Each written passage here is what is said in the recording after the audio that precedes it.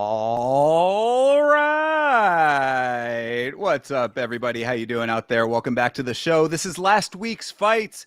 My name is Thinker St. James, and tonight we are going over each and every fight from UFC 320, Ankalaev versus Pereira 2, taking a look back at Dana White's Contender Series Week 8, and looking forward towards UFC Rio. And to do all of that with me, the man, the myth, the legend, my good friend and co-host, Mr. Chase Parton, who always lasts longer than 80 seconds. How are you, sir? Dude, awesome. This was definitely a week to remember. Weekend was obviously more memorable than the week, but I'm excited to talk about it. We had fights and there's just nothing else to say. I love to see the chat already here. So shout out to you guys early. I'm gonna go ahead and shout them out, Thinker. Please. Beeb, Hydra, TJF, you guys, the guys. Love it. Yes, absolutely. Thank you for being here. If you are Oh, and new, John Dong. oh, John Dong. Sorry, before we go on, John yeah, Dong. please. Got to make sure you get John Dong in there. Uh, if you are new, if you're hanging out with us, you're not in the chat, but you're hanging out behind the scenes and are new to the show, we're going over each and every fight from UFC 320, as well as the Contender Series and the upcoming Rio card. So if you have anything that you want to talk about that's not pertaining to those fights that you want us to address, put it in the chat. Remind us a little bit later in the stream, and we will see if we can get back to it because we got a lot to go over today, Chase. Yeah, Whole lot. 100%. So yeah, yeah. Well, I mean, starting this thing off, would you like to go straight over to the Contender Series? No, I actually think we need to detour real quick since the Sure. chat is popping. They need to understand what we had went through over the weekend. We went to a movie premiere for a Ah, movie that had a box office opening at 6 million, which is very low for Mr. Dwayne Johnson. But if you're here listening right now, I want you to understand you should go see The Smashing Machine. And if you are going to go see that, and if not, you should still go ahead and think about watching the video that we had put out called the Smashing Machine Review 2025. So it's a good time, and I love doing it, and I think everybody needs to go ahead and put the time and effort to watch the movie, the documentary, and the stream that followed, and all the other streams that we did talking about the film and the and the documentary. So I appreciate you taking that detour to say that because that is all absolutely true. Yes, just to address it point by point, crazy that the numbers are so low for the box office for this film to me, considering that it is a quality film. Probably a number of different reasons for that, and I'm sure that you can digest and try to dissect that in a million different ways. But if you have not seen it and are a fan of films, you could do a lot worse than going to see it in the theater. Support it either way. If you're going to wait until it comes out on home video or whatever, too, that's fine. But I would say it's worth a trip to the movie theaters for it. In addition to that, yes, we are one of the most preeminent channels on YouTube when it comes to the Smashing Machine as an entity, both the current film, the documentary, and the culture surrounding all of that. So you can watch the review that we did of the new one. You can watch the review of the original documentary. You do all of that together. You have an omnibus, a complete understanding of the entire Smashing Machine ecosystem, and then you can supplement that with some MMA on points coverage as well, because they did a great job there too. But start with us.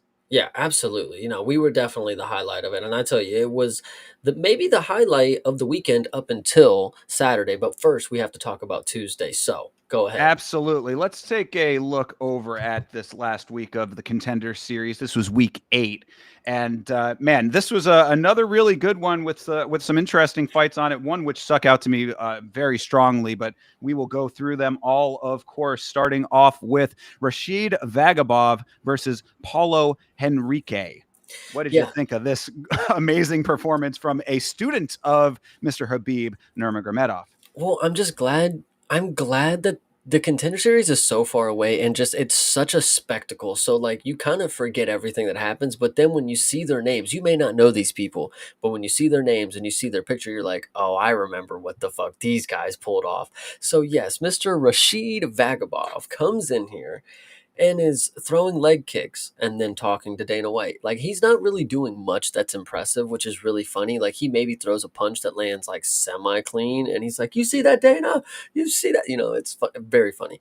And I remember thinking like, if Enrique actually, if he actually could pull this off, like, because he actually looked very confident and like calm and collected with somebody who's like showboating and really not doing anything. It's kind of easy to get frustrated when somebody's not whooping your ass but acting like they are. So I can kind of see.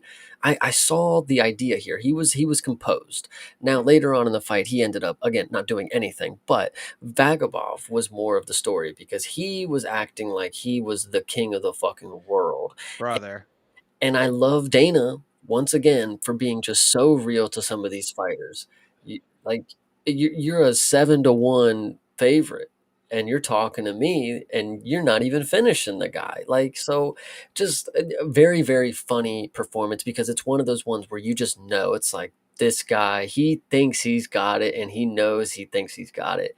And wait till Dana has to just tear him down. Yeah, and it's funny because not only did Dana tear him down during the contract readings, but he also segued and kicked him again when he went to the next fight. He was like, you're not getting a contract, and then he moved on to the next one. He was like, unlike the last fight, this was actually really good. So yeah, Dana was not happy with this performance. It's one of those unfortunate things because like it was a very dominant performance for Vagabov. Obviously, he was in control the entire fight. Henrique, he needed to be rising to the occasion a little bit more than he did. So it was what it was, but it wasn't dominant enough for a finish. It was just a lot of control, a lot of grinding, good cardio, I would say, but not enough actual output to make it like contract worthy. And like, as you're getting, we know the show so well at this point that it's like, as you're getting towards like the early part of round 3, midway through round 3, you're like, oh yeah, there's no way that unless he pulls some crazy rabbit out of his ass, there's no way that this is going to get a contract. And thankfully, as we've said oftentimes, I have many disagreements with the way that Dana does certain things. When it comes to the Contender Series, I think that like 9 times out of 10, he is exactly right with who gets contracts, who doesn't, and then who gets, those secondary things like, oh, we'll call you up if somebody drops out, et cetera, et cetera. What I think was really telling about this fight was so funny. It's like you watch it for a few seconds, and I personally don't do too much investigation when I'm looking at the screen. I see the numbers, but I'm not paying too much attention. So when this fight started, and then I find out their flyweights, I'm like, what the fuck? These guys are slow as hell. These guys are not fast or like very skillful. Like these are like you would have thought these were like 45ers kind of deal because they're just like not they're not flyweights. I mean, I know flyweights, and you can instantly tell like these dudes are just fucking they're on another level, and these guys just weren't really it. So yeah, I'm glad you mentioned that too, because yeah, you're absolutely correct about this fight. This was for flyweight very slowly paced, really mostly because of Vagabov. I mean, like this is why it like.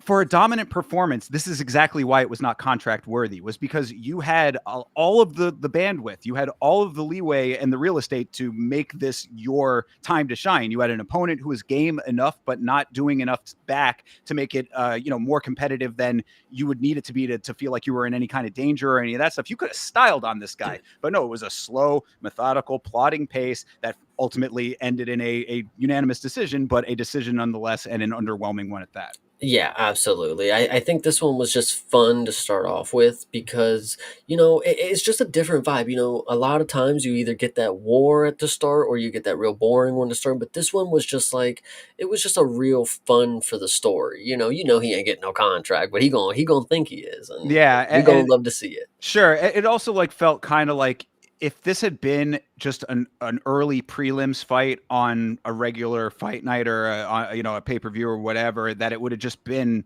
like, okay, we just had that fight and now we move on. But like, because it's here, that's always what these fighters need to remember about the Contender Series. This is not like anything else you're ever going to experience when it comes to this sport. You have to show out here. Like you can't have a night like that. It says, oh yeah, no, I mean, I did good though. It's like, yeah, but good is not enough. So yeah, so this was definitely story-wise a good learning experience for all of those other future fighters out there. Learn from this fight. A dominant victory is always going to be enough.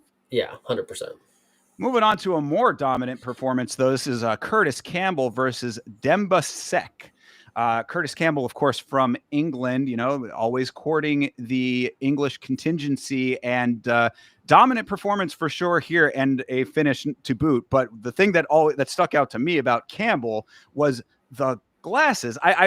Somebody has to explain to me like what this dude's vision deal is, and I'm not trying to meme on the guy. You know, obviously he's got something going on there. I think he has a little bit of a cross-eyed kind of thing going as well. Again, I'm trying to be delicate. I don't want to be an asshole to him, but you know, it's noticeable. But to me, it wasn't even about his eyes. It was the fact that anytime that he would turn to profile, like to the side of his face, you could see just how warped everything was through his glasses. So obviously that is a heavy prescription. Mhm. No, I actually think you're making a great point. Once you started talking about the glasses, I remember seeing him in the post fight thinking, would he not have been wearing contacts in the fight? Like, We literally talked about that on the watch along. People were like, do fighters fight with contacts? Do they not? And when I was like, I know for a fact that some fighters do, because it's stated in certain rules, like certain organizations have that in their rule set that contact lenses are allowed. So I think it is like organization by organization, promotion to promotion. But he does not wear contact lenses because he was wearing his glasses all the way up to the cage. So it's like right. I I would be a little bit concerned about. I don't know what the actual vision issues are. Is he nearsighted? Is he farsighted? That's what I was gonna say is, Yeah, you could be nearsighted or foresighted, and if he's gonna be at range and he's farsighted, I don't know. Who knows what the science is behind it? But what I do know is that the Scouse, this guy Curtis Campbell, yes. with a name like the Pink Panther, Is it? you I didn't even hear that. Oh, that's funny. Oh, we're gonna have a discussion then, because this is great. This is Yeah, great. So, with a name like the Pink Panther, obviously you have to be one of a kind. If you're gonna pull that off and be good, obviously, like you can't just be like a shit fighter and be called the Pink Panther. Like obviously, that's the dude on the street calls himself the Pink Panther. Anyway, this dude comes in here, and to be fair, the striking numbers I'm looking at right now, I honestly thought that they had like a decent flurry before the finish, but you're telling me he did what he did in 7 strikes, and he only threw 9 of them? Like, that's pretty damn good, because the way that he finished him, it was not only the timing of the knee, when he was getting up kind of deal, so he wasn't grounded. It was just the impact of the knee that just sent Demba. He didn't go flat, but like he was definitely unconscious midway through getting up, and he fell down and then got finished. And here's the key thing to know, and I think Laura, who brought it up, Curtis Campbell is one of the few, if not one of the only, on uh, Contender Series, of course, to get the walkout song, well, the walk off song after you get a knockout, because they played the Pink Panther music when he walked out. The da dun da dun. nice. Da-da. Yeah, so it was great. I really like this dude. I think the Pink Panther thing is awesome. I mean, I've honestly bought into the aura. I've loved it. Yeah, go out there and do that, and you kind of write your ticket at least at this stage. Now, granted, I did want to bring up the other side of this because we'll talk about a couple of fighters on this contender series, this event. This fighter Demba Sek is from Senegal. We've talked a little bit about emerging markets in the sport. You're going to have varying degrees of the training and the quality of the training and the conditioning, all of the elements that go into creating a quality fighter before they enter the octagon is going to be a little bit of a grab bag when it comes to the developing markets. So unfortunate for Sek here, as a representative of Senegal, that he's going up against Mr. Campbell, who is from England with a much more rich history of combat sports. So, we're going to have to see, as always, it's always the preface. We're going to have to see how Campbell does when he's against a more experienced level of competition. But for this here right now, he went in there and handled business, because this really was like Sek had, I think, maybe a very brief, because I also remember what you were saying, where it was like there was a little bit of an exchange, but I think it was more him trying to get him to the ground, and that's when the problem started, and that's also where the experience gap lied as well. Yeah, I was gonna say, I thought Curtis Campbell did really, really good. It's not that he just finished him and I'm like glazing over his ability to knock somebody out. It's like I think I really saw a decent amount of a skill set that makes me think like this is raw potential that's good. And then once you get more UFC training behind him, he's only gonna get better, because he mixed up the strikes. He finished him without, getting a finish that is not using your hands, per se, decent amount of skill. I'd say a lot of people got to punch people to knock him out. He didn't have to do all that. So I think, and he was shooting takedowns, 2 for 5, whatever you want to say. He was showcasing a lot, and he has a Muay Thai tattoo on his stomach. So cool guy. I like her. I'm telling you, big fan of this guy right here. Yeah, absolutely. Why not? I mean, he's obviously coming from good stock because he's training with the best combat sports athlete out of Liverpool, Darren Till. Hmm. So, You're not not Patty. wrong. Yeah, no, I mean, he actually is really up there. I mean, everybody would think that Patty, of course, gets that honor, but Darren Till doing some fine work outside of the UFC. So congratulations to him on his successes. Liverpool rising. I mean, is Liverpool the best base for mixed Yeah, martial arts? Question mark. it Um, might be as of right now. So we'll see. at least in England. But yeah, so shout out to Curtis Campbell here, getting the job done in emphatic fashion and making some fans out of the two of us and the chat, it would seem. Yeah, absolutely. All right, moving forward. This was was it Eliezer? Yeah, Eliezer Kubanza versus Christopher Alvidrez. This one was there was a little bit more to this fight. This went a little bit deeper into round one. Alvidrez, I remember, had some pretty good movement, but again, Kubanza, another representative of an emerging market. He's from the Democratic Republic of Congo, also the same place that Mr. Musasa is from, by the way. And I would say that the quality level is somewhat lacking in that region based on what we have seen so far. Um, that all may be true, and maybe we'll get into it in a second. But my first question is: did you hear the backstory that Christopher Alvidrez had? Refresh my memory. I can't remember who it was, but there was some mentorship that just like an actor or something had with him.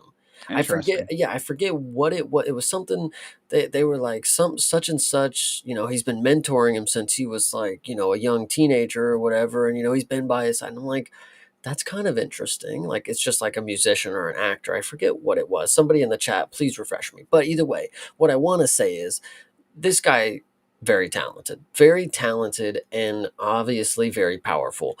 What I want to also say is that Mr. Kubanza, he looks scary, and Dana obviously made that point as well. I think Avidrez made that point as well in his post-fight speech, but like this dude genuinely is a scary looking guy. But Yeah, Hydra making that point as well, by the way. dude, yeah, this guy though, I genuinely think this is one of these examples where you would say the ref had to stop him because he was going to get himself very, very hurt. This dude was not going to stop fighting after getting just brutally beat down for the majority of the latter of the round. Like this Alvidrez dude was just teeing off on him, knocked him down twice, had him flopping around like a fish. The ref, I mean, it was one of those ones where you're watching and it's like, stop it. Okay, he's still there. Never mind. Don't stop. Stop. And it was a good time to stop it. Like he was definitely going to keep getting just beat on for because he wasn't just, it was so hard to watch. Like he was giving thumbs up. He definitely was giving thumbs up, but you like punch with the thumb, dude. You can't just give it up. Like, I don't know, dude. Yeah, no, I mean, and this is the unfortunate nature of the skill gaps that we've been seeing on this season and with this type of dynamic in this fight. Alvidrez obviously a much more conditioned fighter, not just in his physical conditioning, but just as a product in this Yeah. sport, so to speak. He's a better construction as a fighter because the tool set was put in place earlier for him. Kubanza maybe not having as much of that, as much molding in the sport just yet. So that is what you will see from time to time is that level of disparity between the two of them. And, Alvidrez doing exactly what he is supposed to do. And Dana even acknowledging during the contract portion saying, you went up against the scariest looking guy on the card and came out, unscathed essentially, or, take a little bit of damage, but not enough to worse He was for on wear. crutches walking out, everybody. Let's be real. He was on crutches, hobbling out. So Yeah. whether it was a low kick or whatever, but that scary guy did something. I'll tell you guys. Right, yeah, it's a slightly scathed, I would say. But yeah, no, but look, he got his arm raised. I mean, Yeah. this was exactly what you're supposed to do, and against a guy that imposing. Now, of course, we all know if you're more keyed into the sport, know that the physique does not always equal power, but with this guy, it did seem he was pretty powerful. So shout out to Alvidrez for solving the puzzle and not letting himself get overwhelmed or intimidated. So we talked about Mr. Campbell's nickname with the Pink Panther. I did not catch this one during the broadcast. Maybe there's a reason they did not say it because it has, in my opinion, little less aura than the Pink Panther. Christopher Alvidrez's nickname is the Newborn. Okay. Well, I mean, maybe that's going towards what Hydra is was coming in with With the reporting for us.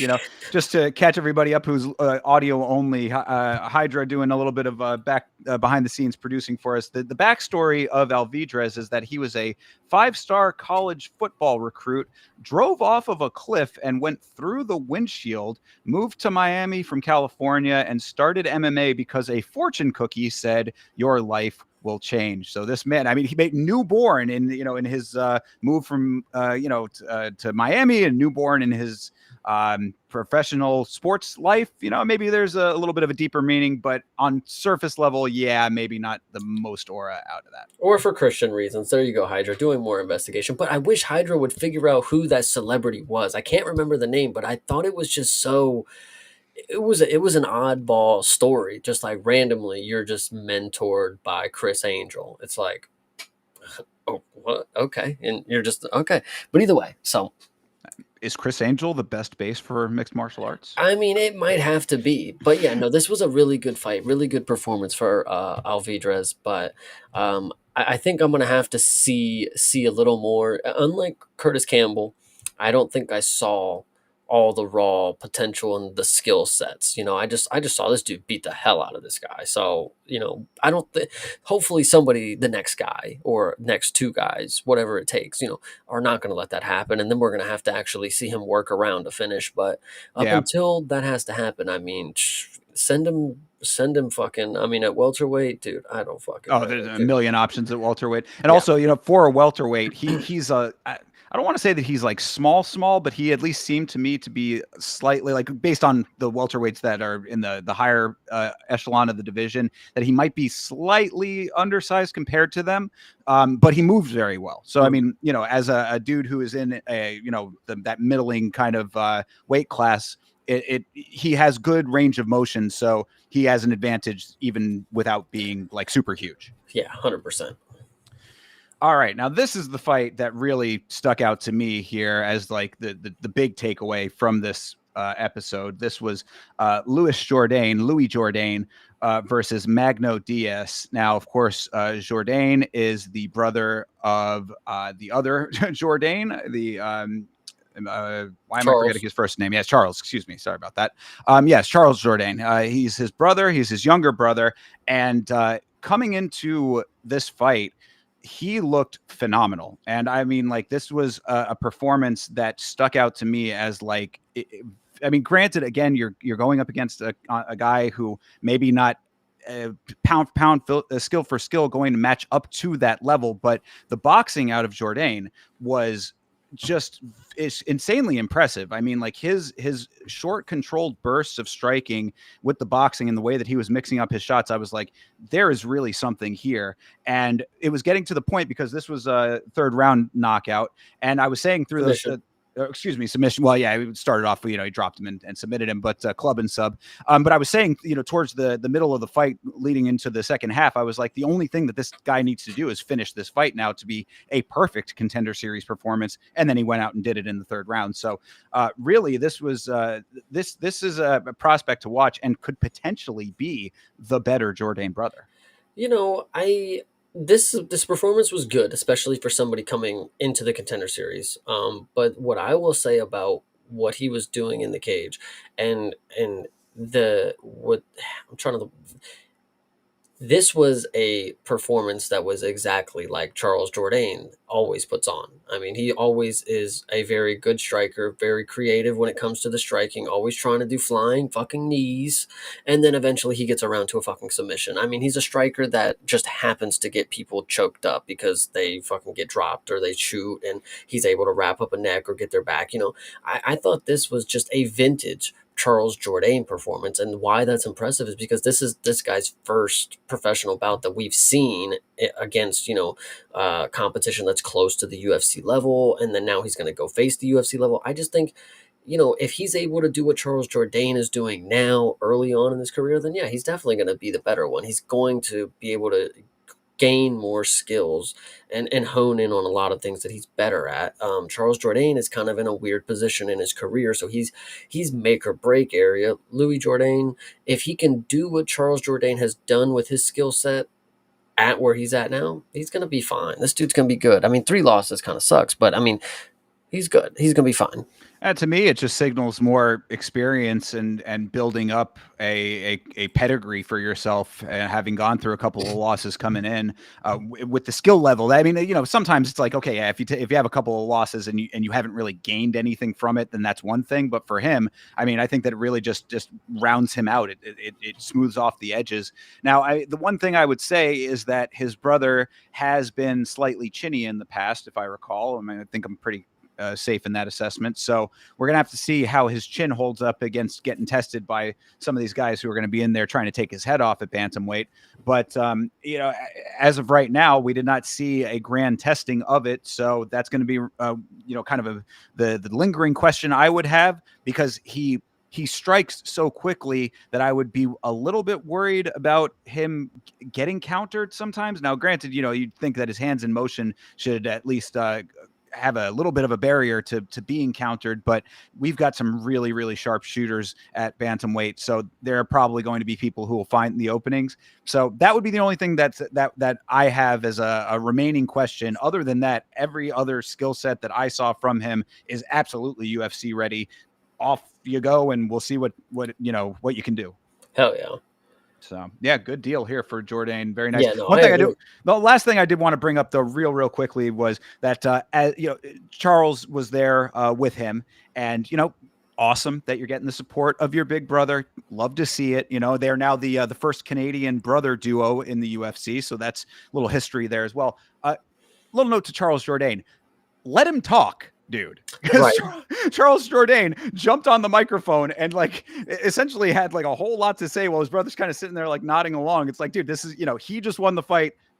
Let him have his little moment on the microphone, because as you have said, Chase, this is not only your audition inside of the octagon, this is also your audition on the microphone. So give the man his shot to do that. I mean, Charles Jourdain just wants to show you guys that he's still got it on the mic. I mean, gee, Yeah. Well, go out and win your own fight, and maybe you'll have another shot to do that as I'm gonna well. let you finish, but Yeah, for real. You never want to Kanye your own brother. You little brother, your own brother. I honestly, is it too far fetched to believe it could happen? So Yeah, who no, knows? exactly. But so anyway, that aside, though, very nice performance for him, and I'm sure we're going to see good things from him in the UFC. 100%.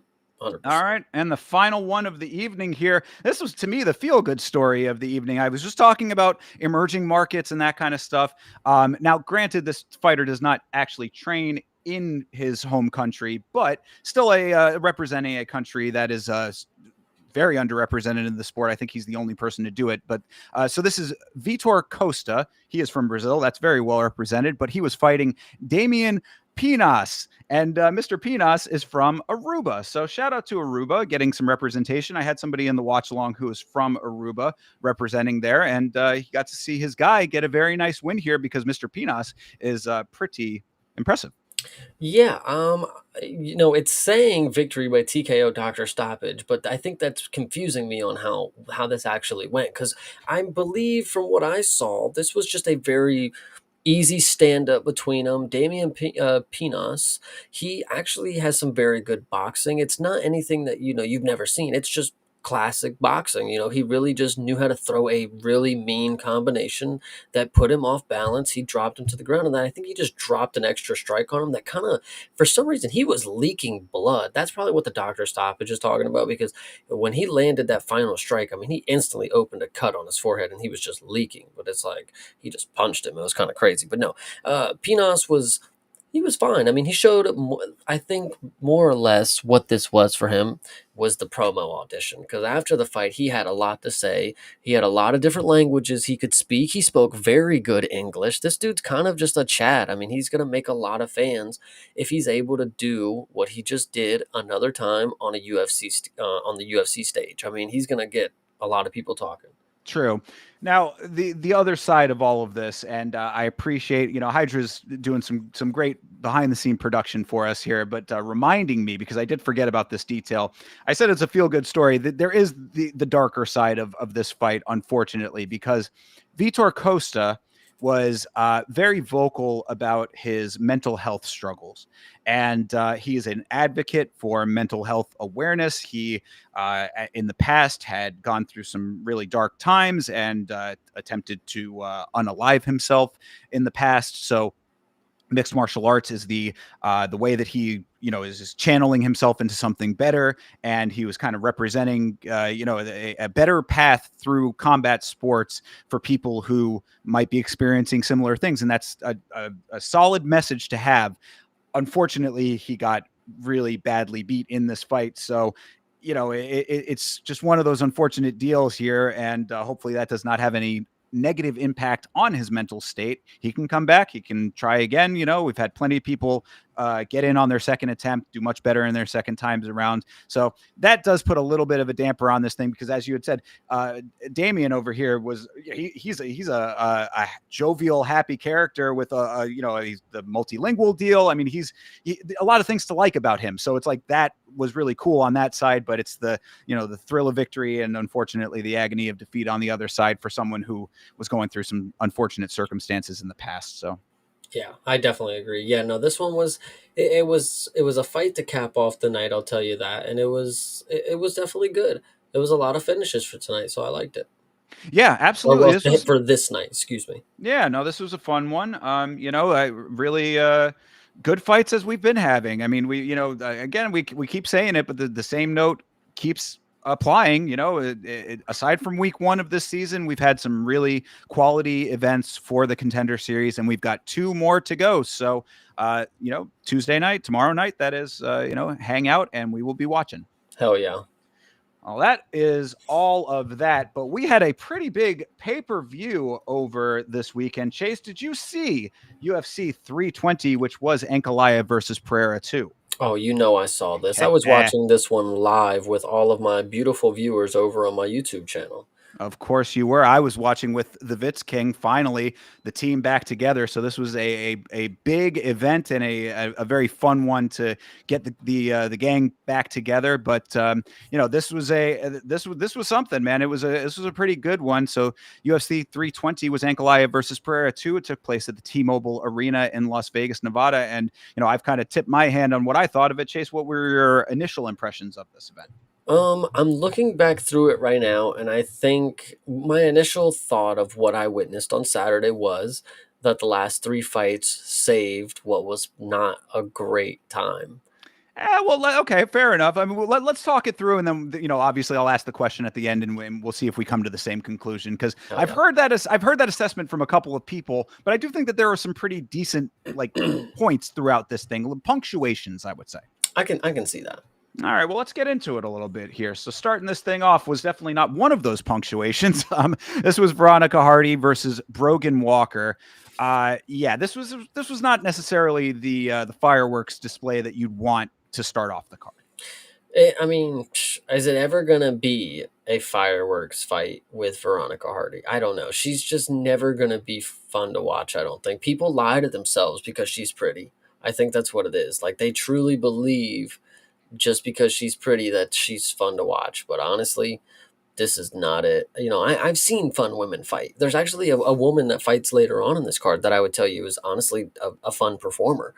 But this fight right here had neither of those. So I was just, it was just hard to just understand that Veronica Hardy has been here so long and the best competition that they can find for her that's like worthy for her to beat is somebody that I've just never even heard of.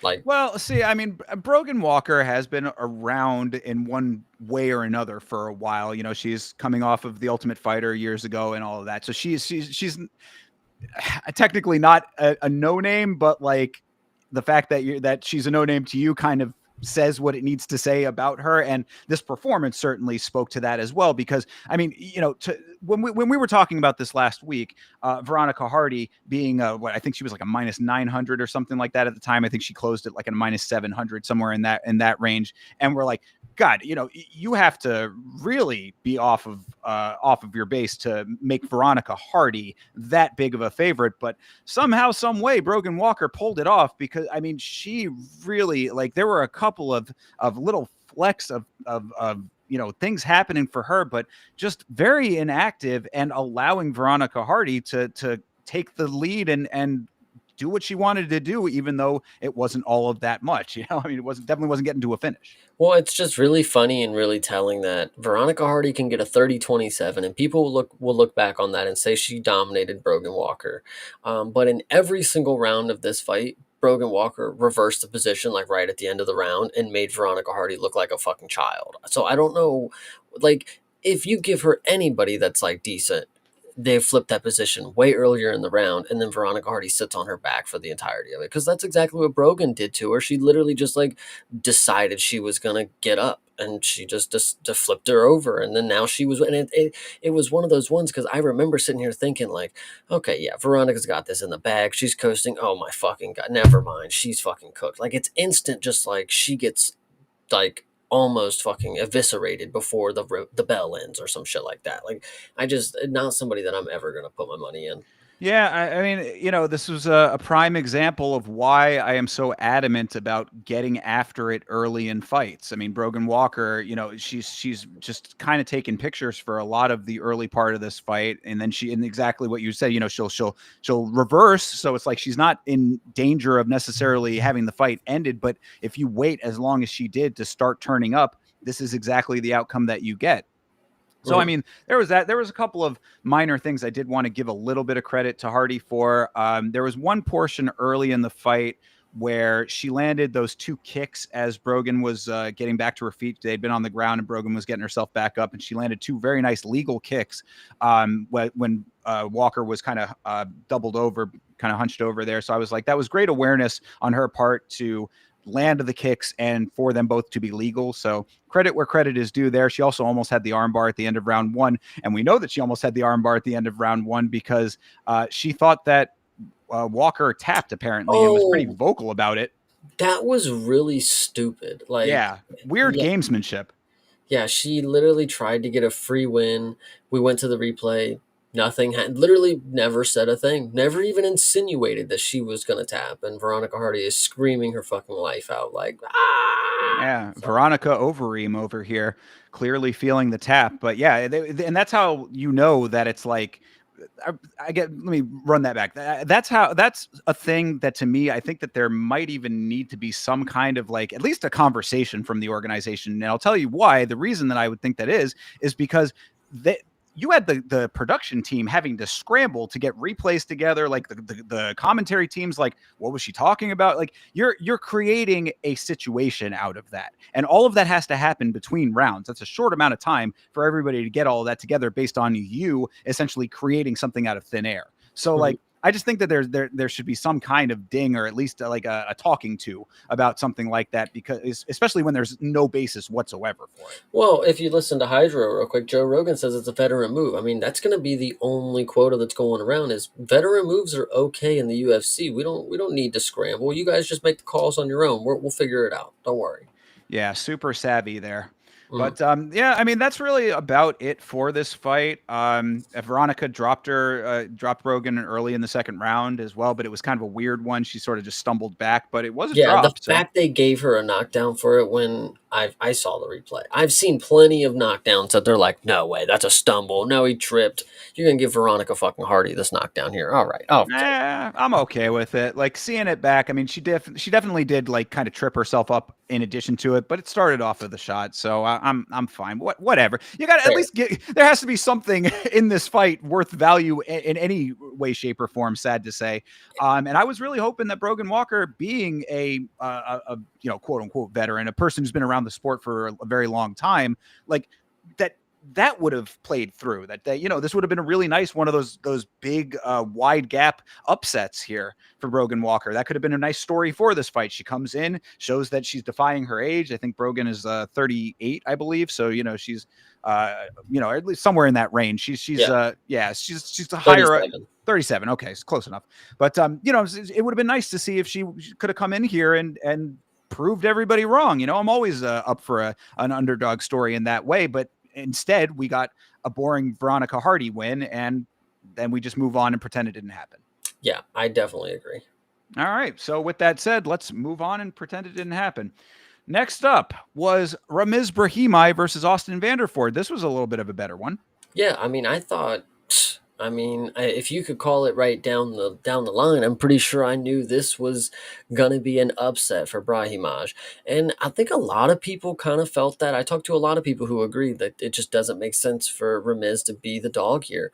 Austin Vanderford, not necessarily somebody that's proven a lot, other than he can beat a very bad opponent on short notice, which is really good. But Brahimaj, I mean, he's just been doing the damn thing, you know. I can't really tell you that he's not, you know, been showing me that he's got hands. You know, put Mickey Gall out, then chokes out Billy Goff, you know, and now comes in here and chokes out Austin Vanderford. You know, Brahimaj is low key sleeper as one of my favorites right now. I mean, I dig the dude. He's really fun. I agree entirely. I think that he is one of those dudes that's bubbling under the radar a little bit, you know, right there below the surface. And you know, when people start to pick up on it, he's gonna take off in a bigger way, assuming he can continue doing what he's doing. Yeah, I thought that Vanderford, I like him as well. Actually, you know, it's like he would have, theoretically at least, have all of the trappings of someone that I would be a little bit skeptical whether I would like them or not. But he seems like a pretty cool dude, and he goes out to fight. Like, this was a decent performance for him earlier in this fight. I mean, the first half of the first round was a little bit slow. It was a bit of a feel out on both sides, but Vanderford ends up landing a decent head kick and gets a takedown from it. I'm like, okay, you know, he's showing that he's actually out there to do the thing. He's not in here just to take part. You know, I mean, like, I appreciated that aspect of it. Ramiz was seated against the cage for the whole rest of the round, kind of accepting the position. So I was like, that was a little worrisome for me. Vanderford takes that first round. So, you know, things like that is why, you know, my last note of this whole thing was that I was like, I like both of these guys. I hope that Vanderford sticks around, and it was a good win for Ramiz after he finally in the second round, you know, comes out really hot, head kicks, and gets the guillotine set up. Yeah, no, this was really good. Vanderford is fine. I'm not necessarily a hater, like some other people that we'll talk about, but this guy is, you know, it was just not his time against Brahimaj. This dude is just on his way up. He's another part of these New York kind of these class of New York athletes that are training out of there that are really really good. You know, I'm pretty sure he trains either with Aaron maybe and all them, but I could be wrong. You know, I know they're out of New York, but Yeah, that might be. I think that might be correct. But yeah, you know, the two of these guys had really good wrestling exchanges in that second round. They a lot of reversals on both sides. They were like, you know, they had that roll through and transition period there, and both were keeping with it. I was like, this is a good competition between these guys. And Ramiz just stayed active with the strikes, and then the guillotine that he ended up getting to finish the fight was really quick, very very sneaky. You know, setup of the hands, but effective. You know, got it in there and cinched it up, and it was a pretty quick completion of the whole thing. So I was very impressed. I'm glad I was pretty vocal about being confident in Brahimaj. I thought this was really good. I'll bring it up again because I'm pretty sure I brought it up last week. There was some random genius on Twitter who said, if you are the better wrestler, but you are the worst striker and grappler, you are going to decide where you lose the fight. Perfect example right here. You might be able to get him down one time in one round. He's gonna get up. He's gonna outstrike you. When you get him down again, he's gonna be able to just cook you with whatever grappling maneuver he thinks is right for the situation. And it was a guillotine this time. So shout out Brahimaj. There you go. Something that you have stated a number of times and remains true here in this fight. Also thought it was a little bit interesting after the fight was concluded when Ramiz got up into Vanderford's ear and yelled, "You gave me nightmares." I was like, that's I did something. not catch that. Yeah, it was something commentary kind of picked up on, and I like listened back, and I was like, oh yeah, that he's a bit of a character, I guess is why I just to say that.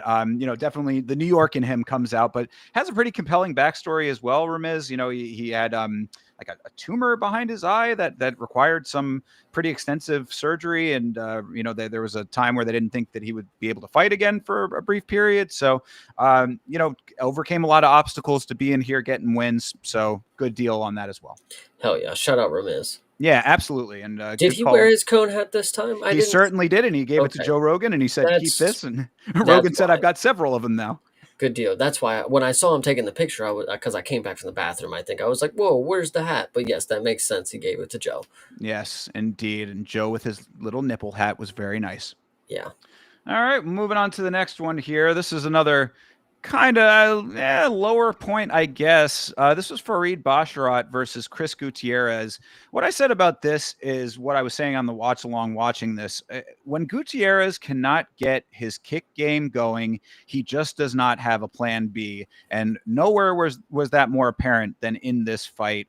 I mean, like his striking with his hand striking is just not there, which is amazing at this point, considering that he is 22, 7-2. This man has been in a lot of fights in his time. You would think that, using his hands would be something that he'd be a little bit more proficient with, but he is just Mr. Kick. And when he cannot be Mr. Kick, it does not go his way.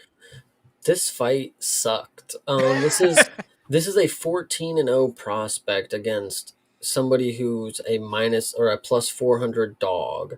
That I should be seeing smoke session. Like, what are you doing for Rebash? Right, you're supposed to be one of these brothers that are coming up. That they're supposed to be very highly touted. We already know the Bonfim brothers are frauds. We know your brother is a fraud. Now we just watch you get a boring decision against a dude who is very finishable because you held him down for a decent amount of time, and I'm pretty sure you're a grappler. So I don't know. This is just tough. I will say Basharat's striking did look fine, but that's just against Chris Gutierrez, who is doing nothing. So I don't know. It's hard for me to say that I'm a Basharat fan. I was going against the other Basharat bro against Simone, and that did not work. So I'm not putting too much stock into this one either.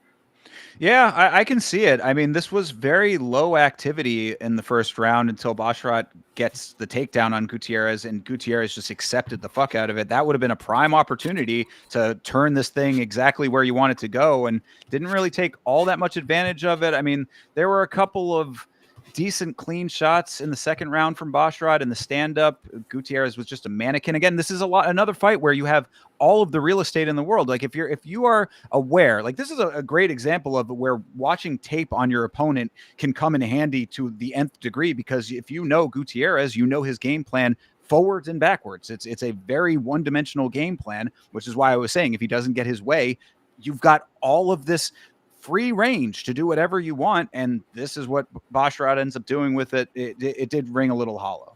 Yeah, I mean, there's just not really much else to say, to be honest. I mean, I could have told you that Chris Gutierrez was going to put on a lackluster performance. He always does. He's never somebody that you can consistently count on. He might have a one-off good performance, but that's the reason it's called inconsistent, is because he won't do it again.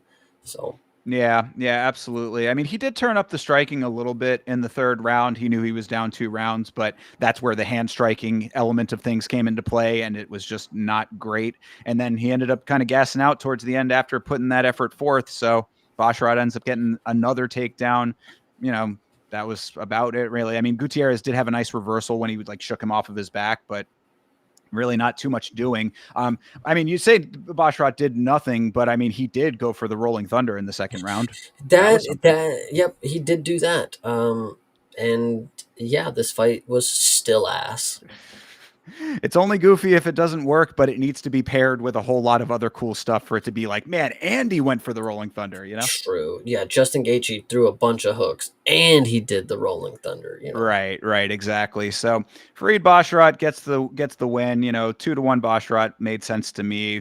Gutierrez might have taken that third round. That's fine, but Basharat stays undefeated. I think that you probably would agree with me in saying that Basharat may not stay undefeated for very much longer. just give him Malcolm Wellmaker right now. I like it. There you go. Yeah, that'll be a real easy way to finish that. But yeah, there you go. All right, well, let's leave that one in the past and move on to the next one here. Macy Chiasson versus Yana Santos. Now, Chiasson missed weight by not a terrible margin, but enough. I mean, she missed weight by 2 pounds. This is the fourth opponent, the fourth time that Yana Santos has had to fight a woman who has missed weight. And Yana Santos was not too happy about that. She took to Twitter to voice her, her frustration with that. And commentary was really trying to play up that she was fighting angry. I guess you could see it a little bit. I didn't necessarily think that it was all like they were making it out to be, but I'm sure from Yana's side, it does kind of suck to have, 4 opponents all missing weight on you. I mean, it's not even about how many opponents have missed weight against Yana Santos. This is specifically about Macy Chiasson missing weight in her last 2 bouts. True. Very true. So what is going on with her? You're at the bantamweight. You know what's crazy about Macy Chiasson? When you look at her, she's very slender. She is very slim for a bantamweight woman. Kayla Harrison has successfully made bantamweight weight 2 times in the last 2 bouts. You have made it 0 times in the last 2 bouts. There is no fucking excuse. Like, seriously. Well, I mean, and this also goes to the exact conversation you and I were having on the last episode. And I was agreeing with you entirely that it just seems that Macy Chiasson, something is just off. And like we thought it might have been a one-off in her last fight. She did very poorly in her last fight. We were both hoping that she was going to come into this fight renewed, restored, a little bit better condition, a better acumen to go out there and actually win the fight. And not only does she miss weight, like you said, which is completely unacceptable, especially twice in a row, but did not really have much success at all. It seemed like she was very apprehensive to get in there and start doing what she needed to do until the very end of the fight as well. So, I mean, this is kind of similar. We were just talking about that with Chris Gutierrez turning up in the third round. I mean, this was not very much different. And when you have Yana Santos on the other side, who a person who's, we talk about defying your age, Yana Santos is up there as well. I believe that she is 38, I think. And what I said about her, I'm like, it's unfortunate that she is only now really coming into her own, because this is like a couple of performances in a row for Yana Santos where I've thought that she looked really, really quality, like very, very skilled, kick game on point. Didn't even have to do as much kicking in this fight, but still did it. A lot of knees. Yana Santos is a very skilled mixed martial artist. She's just a little bit old for the game at this point. I mean, all of that being said, with that dynamic, Chiasson, like, she needed to go. Like, there was none of that. I think what the main issue, and it's going to go back to the weight thing again, is Dana White sincerely needs to get a grip on the tough alum. They just feel like they can get away with whatever the fuck they want. Chiasson, Brian Battle, Kelvin Gastelum, the list can go on and on for these people that have been a part of the system, and they're veterans. They're supposed to be professionals, and they just seemingly forgot how to get on their weight. Like, I don't get how this is a continued thing. What is happening that Dana White is allowing this to happen? Like, they're not that special of people. To you, they are, Dana, because, they're bringing you TV ratings that, 1,700 people in America have watched. But it's a serious issue when they can just get away with whatever the fuck they want. And I know Brian Battle got cut, but honestly, Chiasson probably needs to as well after missing it again. And then I don't know, she just don't have no fucking problem with it. It's whatever. It is very interesting that is a through line for the Ultimate Fighter alum. That's an odd kind of, it feels like it might be a coincidence, but it's like you get so many coincidences, then it's like, where's the pattern, right?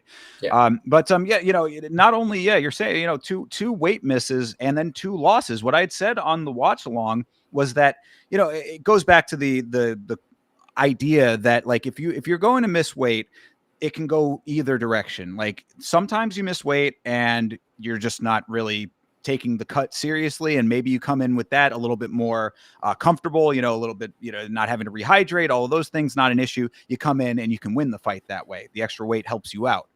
Other times you miss weight and it could be a detriment. There could be problems with the weight cut. You could be sick. You could be injured. There's a lot of different reasons for that.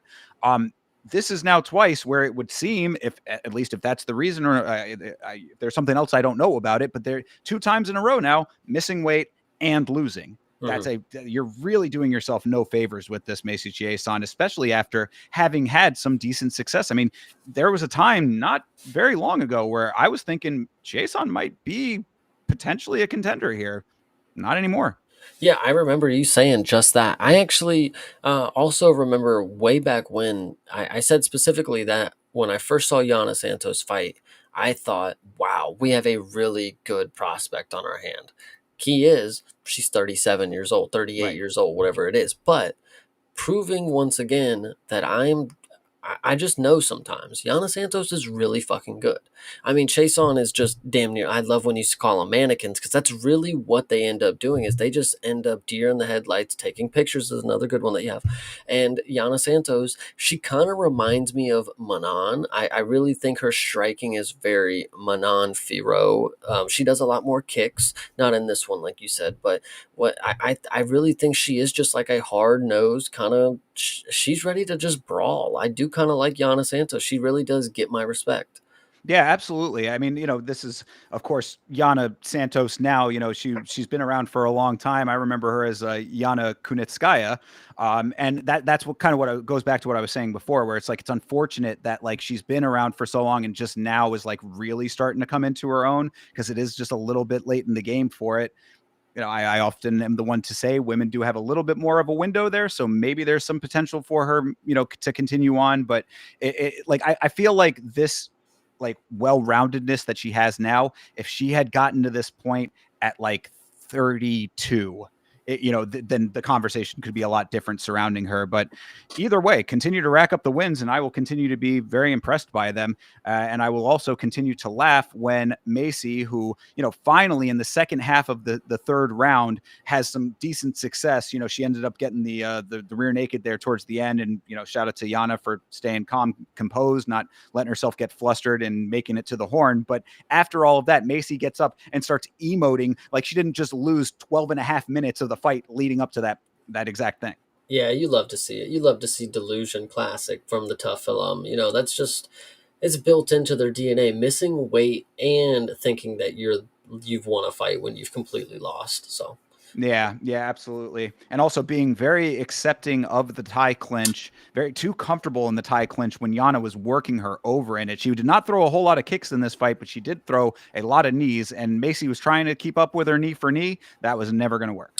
Myron Santos is another tough alum that is missing weight. So You're cooking with this one, bro. I mean, this is a pattern that I don't know if many people are picking up on, but I mean, that's legit. Look, I mean, yeah. you just named 5 of them within, that's just off the top of your head. So I mean, that's, maybe there's some investigating that needs to be happening over here as to why it's always these tough guys and Yeah, ladies. I agree. I agree. Somebody out there, make your video.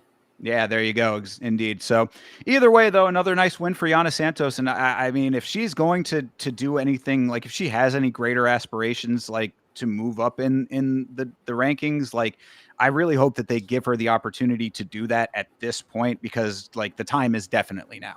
You know what I also would like to say is that every time Yana Santos wins, she gets into her little winner circle and she puts her arm around this dude that looks just like that guy John Jones fought. Like I don't know.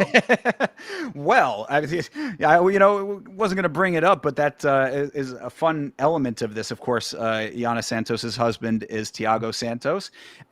So when Yana found out that Chiasson had missed weight, she put a tweet out saying that like Chiasson is disrespecting the sport, right? And my response to that was, it's like she's not wrong, but you might want to talk to your husband about disrespecting the sport, considering that Thiago has had his sips off the juice box, if you know what I'm talking about. Nice. And I actually think that I've brought it up before. It's like she's probably tested the juice herself, And since it's in the family, whatever you want to say. Yeah, the couple that juices together stays together. I don't know. I mean, that's wild speculation, but I get you. Anyway. So, all right. Well, good win for Yana though. So keep on keeping on, I guess. Next up, Punahele Soriano versus Nikolai Veretennikov. Now, what I had said going into this fight is that Punahele does not have to be the best. He does not have to be elite. All he has to do is be better than this terrible dude Veretennikov, and everything should be fine. And that is exactly what happened here, even considering, and I thought that this was very scary coming into this fight, John Anik on commentary, top of the fight, saying Punahele, not the biggest self-believer, but gaining confidence. I was like, oh no, that is he's saying that in the pre-fight interview that he's not believing in himself. That does not bode well, but still got the win though. I don't think this fight deserves a conversation or at least a large portion of a dialogue, because there was two things that happened in this fight. Punahele picked him up. Punahele sat him down. And then actually, if you want to add a third thing, he laid on top of him for the 14 minutes or whatever it was. This fight was just so fucking bad. The whole first round was Punahele in half guard, Veretennikov not moving an inch. Punahele not producing enough that makes the ref even question if he can stop it or break it up. And it was just a very stalemate for the first two rounds. Then you have this weird moment. I think it actually happened in the second round where Veretennikov just reverses the position and then just almost fucking finishes him instantly. And then we get right back to the same position where Punahele's back on top. It was like in 30 seconds, you watched Punahele almost sell the entire lead that he just had, almost get finished, and then get back to the lead that he had. It was a very weird fight, but this also was a terrible fight. Oh my goodness. Well, I mean, this is the classic it takes two to tango, but this is when both of them are not great. This guy Veretennikov, I mean, we've been saying it for a while, and if you go back, listen back to some of the old episodes of this show. The exact thing that I said is that it was unfortunate that he won his last fight because it's going to give anybody the impression that he is UFC caliber, which he is not. Now, going to your point, the reason I say all of that is to say this Veretennikov guy went for the guillotine. He jumped guillotine 4 times. Punahele slips it 4 times. Yeah. No water from the dry well, you dope, is what I was saying. I was like, this dude, like, talk about a million ways to get yourself right back to the bottom. I'm just watching this time and time again. You're exactly correct. This was not a great fight from an entertainment standpoint, but it certainly was a masterclass in wet blanketing from Punahele because that's all he had to do, except for that one instance you mentioned where he got reversed and then re-reversed. So it's like, and Hydra had asked in the chat a little bit earlier about listening to the corner and like what are the impressions of like either fighters not listening or or pushing back on the advice. I thought that when it comes to a fight like this, I thought that Veretennikov's corner was doing the best that they could because they were like there was the one time that they stayed with the corner in between rounds and he was getting hammered by his corner. He's like, dude, you need to knock this guy out. Like you're not doing the things that you need to do. You're letting him have free reign over where the positioning of this fight is taking place. You need to go out there and let your hands go. And then true to life, Veretennikov just takes that information and tosses it out into the ocean and gets right back underneath. Yeah, absolutely. Yeah, like I said, this one just doesn't even deserve to have a conversation about because there's nothing to take away for either of them. I mean, Veretennikov, take him away, specifically, take him away out of the UFC. Punahele, a welterweight dude, no, nope, just never. Yeah, I mean, he is on a 3-fight win streak now, so it's like, okay, that is good for him. And maybe this newfound self-confidence will lead him towards something better. He is training out of Extreme Couture, so, they've had some pretty good successes there in the past. I know you've got mixed feelings about them now with that, but regardless, Eric Nixick, I do think is one of the best coaches in the game. So again, we don't have to go down that road necessarily, but either way, the point is that he is from a team that has produced good quality at some time. So it's like if you're going to surround yourself with, like we're talking about the emerging markets on Contender Series, it's like they don't have the advantage of that. he has all of the advantages that you could possibly have when it comes to training. So maybe there's some potential for him going forward, but it certainly is not this. And being better than Veretennikov should be a foregone conclusion. I couldn't agree more. Get this guy the hell out of here. We're saying that from the Vanderford fight. Get this guy out of here. Well, he missed weight in the Vanderford fight too, so he was already on the shit list. And then, against Prado, I mean, not necessarily the greatest performance and not necessarily the greatest opponent, but it seemed like they wanted to keep you around. After this performance, I mean, surely they have to understand that you're just not that guy. Just not that guy. I mean, and we were just talking about like welterweight as far as like the caliber of fighters going up farther in that division. I mean, if you think that you're going to be able to hang with any of them with any of this shit, dude, I mean, good Lord, you're going to get smoked every day of the week with this. So Absolutely. unfortunate, but yeah, the big takeaway here is please, for the love of God, get this Veretennikov guy out of here because nothing good comes from a Veretennikov fight. I agree. Yeah. Between rounds of this fight was when Joe Rogan and DC were heaping some glowing praise on the Smashing Machine, by the way. So I did want to just reiterate, if anybody who is just joining us or joining us recently to this stream, if you have not seen our reviews, go ahead and give those a watch and go check out the movie as well, of course. Yeah, I actually do remember them talking about it. I can't remember what they said at this moment, but I remember thinking like, that's good that they said something about it. That's cool. Yeah, Rogan was just, saying how much they transformed The Rock into Mark Kerr and the makeup and the prosthetics and stuff, and DC was basically just saying it was a good movie. So yeah, I mean everybody that I have heard talk about it has said it is good. You know what I mean? Actually, it's funny you bring that up. I came across some people talking about it on Twitter, and I went through like the thread chain. A lot of people really genuinely just giving it a good review. And yeah. I can tell you for fact, guys, they ain't pay me shit. So right, yeah, exactly. We are unpaid. We are objective observers of this. We are going in with our opinions as our own, and both of us, Chase more so than myself, but both of us will let you know if we are if we don't like something. So yeah, if that was the case, we would certainly say it. Not the case with the Smashing Machine. But it is the case with Veretennikov, so I'm very happy that we're done talking about him. Indeed. Thank you for bringing it back around, and I could not agree more. Let's move on. Moving on to the prelims proper here. This was Edmen Shahbazyan versus Andre Muniz. Now, I had forgotten during our discussion last week that Muniz was the dude who got knocked out by a tap shot from Ikram Alaskirov in his last fight. I was like, when somebody in the chat had mentioned that, and I said, this dude is knockoutable. So this conclusion was very satisfying for that reason. It's so hard for me to confidently say that a person who's just on a big first round knockout streak, that he's just going to continue doing it. But I fed into the hype on this one, and you can see just how risky it was because for the first 4 minutes and 52 seconds, he did fuck all. He did fuck all. Edmen Shahbazyan did nothing to Andre Muniz. And then with like 12 seconds left in the round, the magical jab that Andre Muniz just can never evade just staggers him, gets him off balance, and Shahbazyan goes for the kill. And he actually does have that killer instinct. I will give it to him. He's ready to finish the fight in the first round. There's no round two for this guy.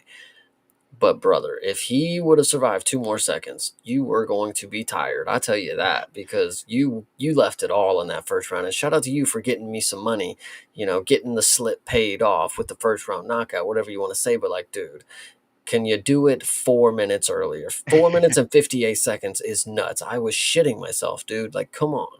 Yeah, no, you're absolutely right. This was another slow start. There was an early knee from Edmen, followed by a lot of feel out and a decent amount of clinching as well. So, yeah, once he finally did get it, once both of them, I guess, got into the groove of it a little bit more, it was Muniz going for that takedown, but did not get it. Shahbazyan ended up getting back to his feet.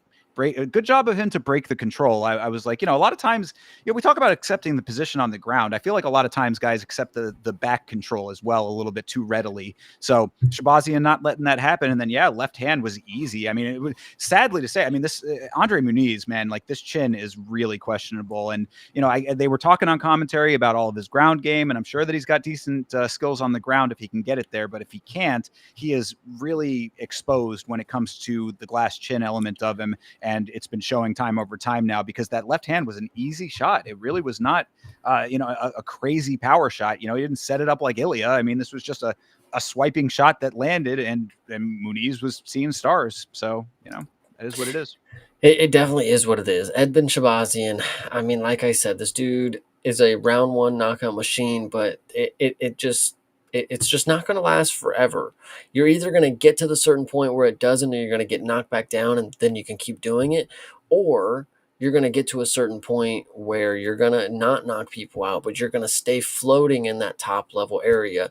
But then you've lost your greatest asset, is your knockout ability. So you're probably not going to be able to win with all the other skills that you have if you keep floating around the top. But that's just my opinion. Yeah, we've seen mixed results for him. He's been around for a long time. They were talking about that too. He started at 20 years old. He's 27 now, I believe. So this is a lot of experience that he's been racking up over this time. And it's like he's just another one of those guys. And I say it very often, but it's like a lot of the pieces of the puzzle, but just not the entire picture necessarily, is what it feels like to me. But he has been doing this decently enough recently, so it's like maybe there's still some time for something better out of Shabazian. Time will tell, I guess, is really all I can say, because it's like what we've seen up until that point. It reminds me of Chase Hooper, where it's like you've seen a lot of like the young era of that fighter, and maybe this is like the second phase, like the second chapter of the career starting, or or they're already in it a little bit. So it's like maybe there's still further evolution to happen, perhaps, but it remains to be seen. And a couple of good wins, it's like you're always waiting for that other foot to drop when it comes to some of these guys. 100%. So good one here, though. Unlike this one. Now, okay, we got to talk about it. This is Patchy Mix versus it's a Jacob Wickwatch, I believe is how they were pronouncing his name. Another one of these. I don't even fucking know, bro. I know he's Polish and a dog. So Yeah, Vic Fosh. Somewhere along those lines. He's a KSW guy. If you saw my watch along of KSW, you know that Polish names are amongst the craziest when it comes to pronunciation. But yes, I mean he is definitely a dog. But like, to me, the story of this has to be Patchy Mix. I mean, what I said about this, Patchy Mix might go down as the worst quote unquote high level guy to come over from Bellator in the history here. I mean, like we've seen a number of them now, and a bunch of them have not had great results. We've had a couple with better results than others, whatever. But like when it comes to this Patchy Mix, I've never seen somebody with a credentialed record like his have this much of a problem with a guy who, I mean, granted, he was a KSW standout, so it's like it's not like he's coming straight off the Contender Series or anything like that. But you'd think that the disparity would be a lot greater than what you're getting out of this, and now this is a repeat offender in Patchy Mix. I would just like to start off by saying that there are a certain group of people, I'm not one of them, but there are people out there who are very upset and think that Patchy Mix was robbed in this decision. I have heard that. I don't agree. I definitely don't agree. I thought this was, I mean, if you want to give Patchy the last round, sure. The fact that one judge gave him 2 rounds is pretty absurd because Jacob is honestly really fucking good. I mean, we talked about him as if he's a nobody. I mean, he's a nobody to us, but knowing that he is a KSW champion or former KSW champion, it did give him a little validity. Like, okay, we have a Bellator champ going against the KSW champ. This makes sense to see who's the better of the bottom tier promotion kind of guy. Jacob really put on a fucking good performance. I don't care about the control time that Patchy Mix had. He did, dude. What also was nuts? Oh my gosh, the craziest part about this fight, and the reason Patchy Mix is so fucking shit, is because he lost 2 rounds. In the third round, he's winning. He knows he has to get a finish. Apparently, he didn't because he just wants to fucking nut hug for the last 30 seconds. No sense of urgency is just in big capital letters in the notes. I'm like, Yeah. dude, you're exactly. I mean, what I had said about, okay, just to backtrack just a little Yeah. bit. What I had said about the outcome of this fight is I would have been okay with a draw. Actually, I think that that the second round was very, very close. It did go. There was some decent two-way action there. First round was pretty easy to Jacob. But yeah, the second round, I thought that there was at least a case on both sides. So it was like if it had been a draw, I would have been okay with that aspect of it. Split decision win for Vic Lost or whatever is that's also still fine with me as well.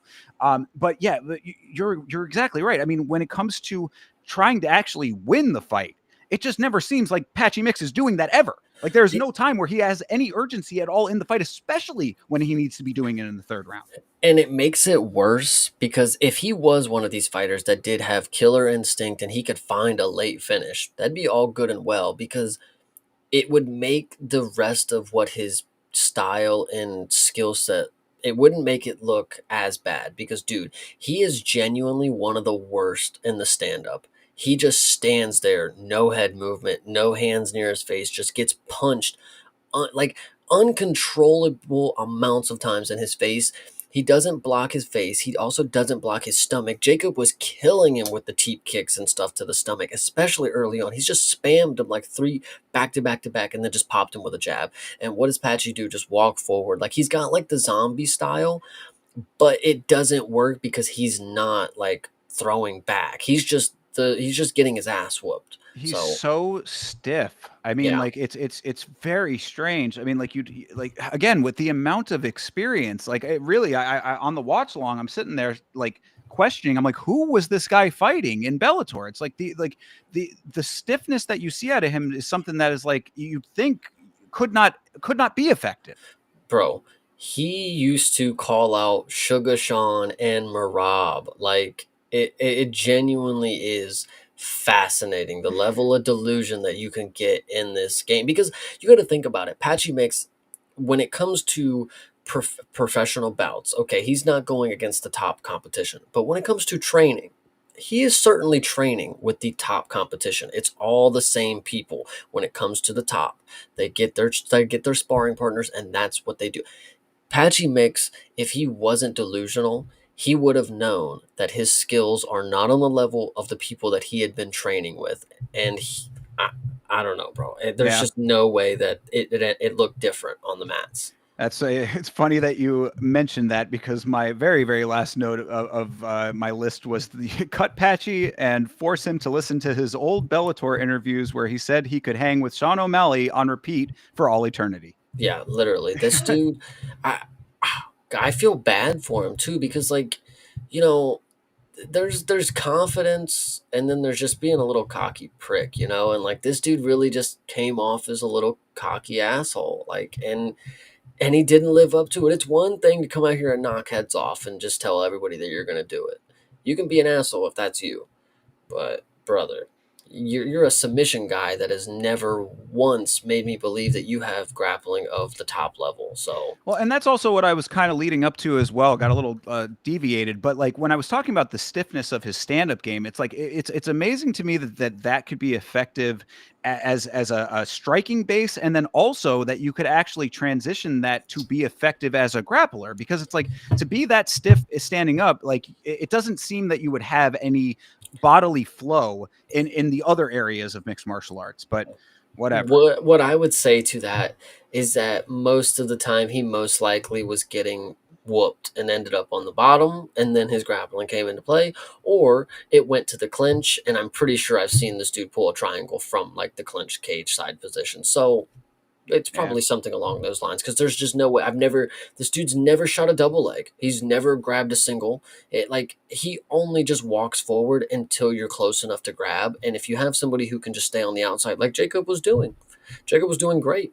He butchered him for 2 rounds, made me believe that Patchy Mix is shite. So Well, he yeah, actually won. and to that point, when it comes to Vic Watch, I did want to say that he is definitely a grinder. I mean, on the ground, really doing some nice work, striking really sharp early in this fight as well. I would like to see a little more volume out of his striking earlier, but first time in the octagon, I think that you can give him a little bit of a pass. But on the ground, doing some really nice work, taking Mix to task. Doing the damn thing down there on the ground.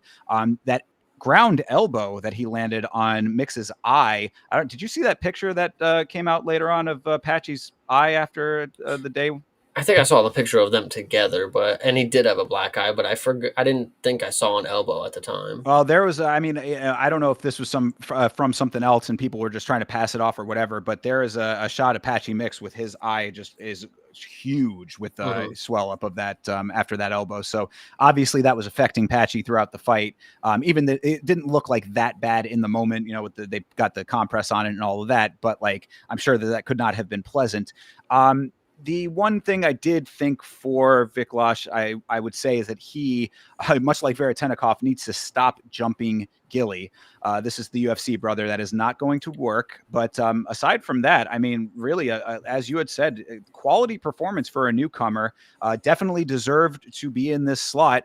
And on the opposite side of that, it goes to show that Patchy Mix, sadly to say, I mean, like I really wanted to believe otherwise, but like if you put Patchy Mix in against a higher level guy starting off, and it's like, okay, he doesn't have success there. You put him in against a guy who's making his UFC debut, even if he is a high level KSW guy, and he still has this type of performance. It ain't it. That ain't it, brother. I don't know what else to tell you. This was a great performance. I do remember Jacob jumping Gilly like so many times, and that was really funny too because it's just it makes Patchy. That's like I know Jacob wasn't doing it in a way like this, but that's like a fan service move. It's like, dude, he's just gonna fucking jump Gilly all day on you, Mister Grappler, and what are you gonna do? What are you gonna do about it? You're just gonna keep your head right there, and you're gonna just go sit on top. It's just I don't know. It's just kind of funny in a way that like if you jump Gilly 7 times.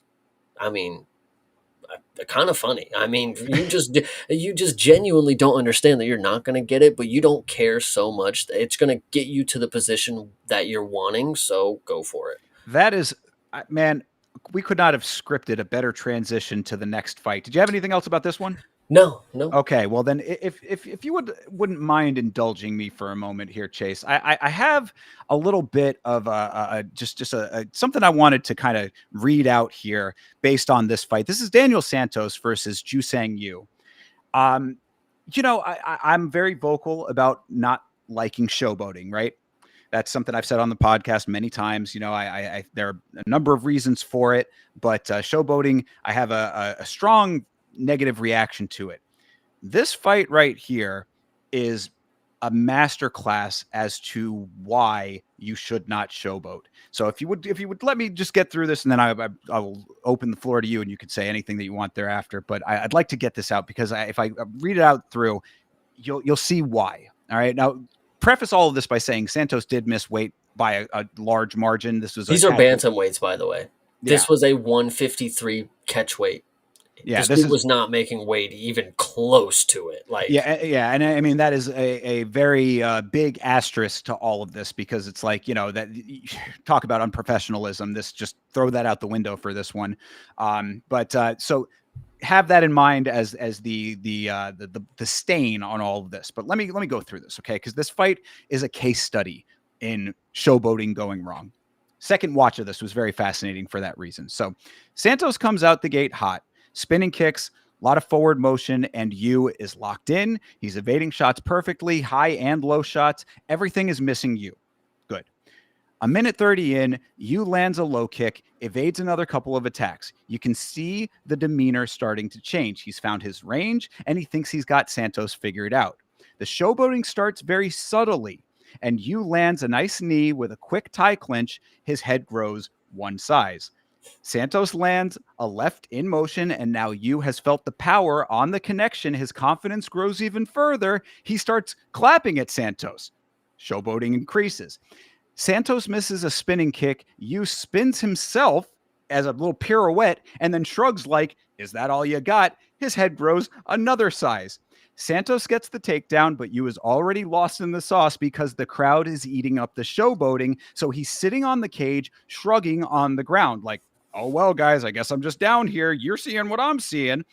They trade a couple of heavy shots to the horn at the end of that round. That's where that round ends. And I said, this was Yu's chance to refocus. This is where you could come back, get the crowd out of your head, get your head shrunk back down to a manageable size.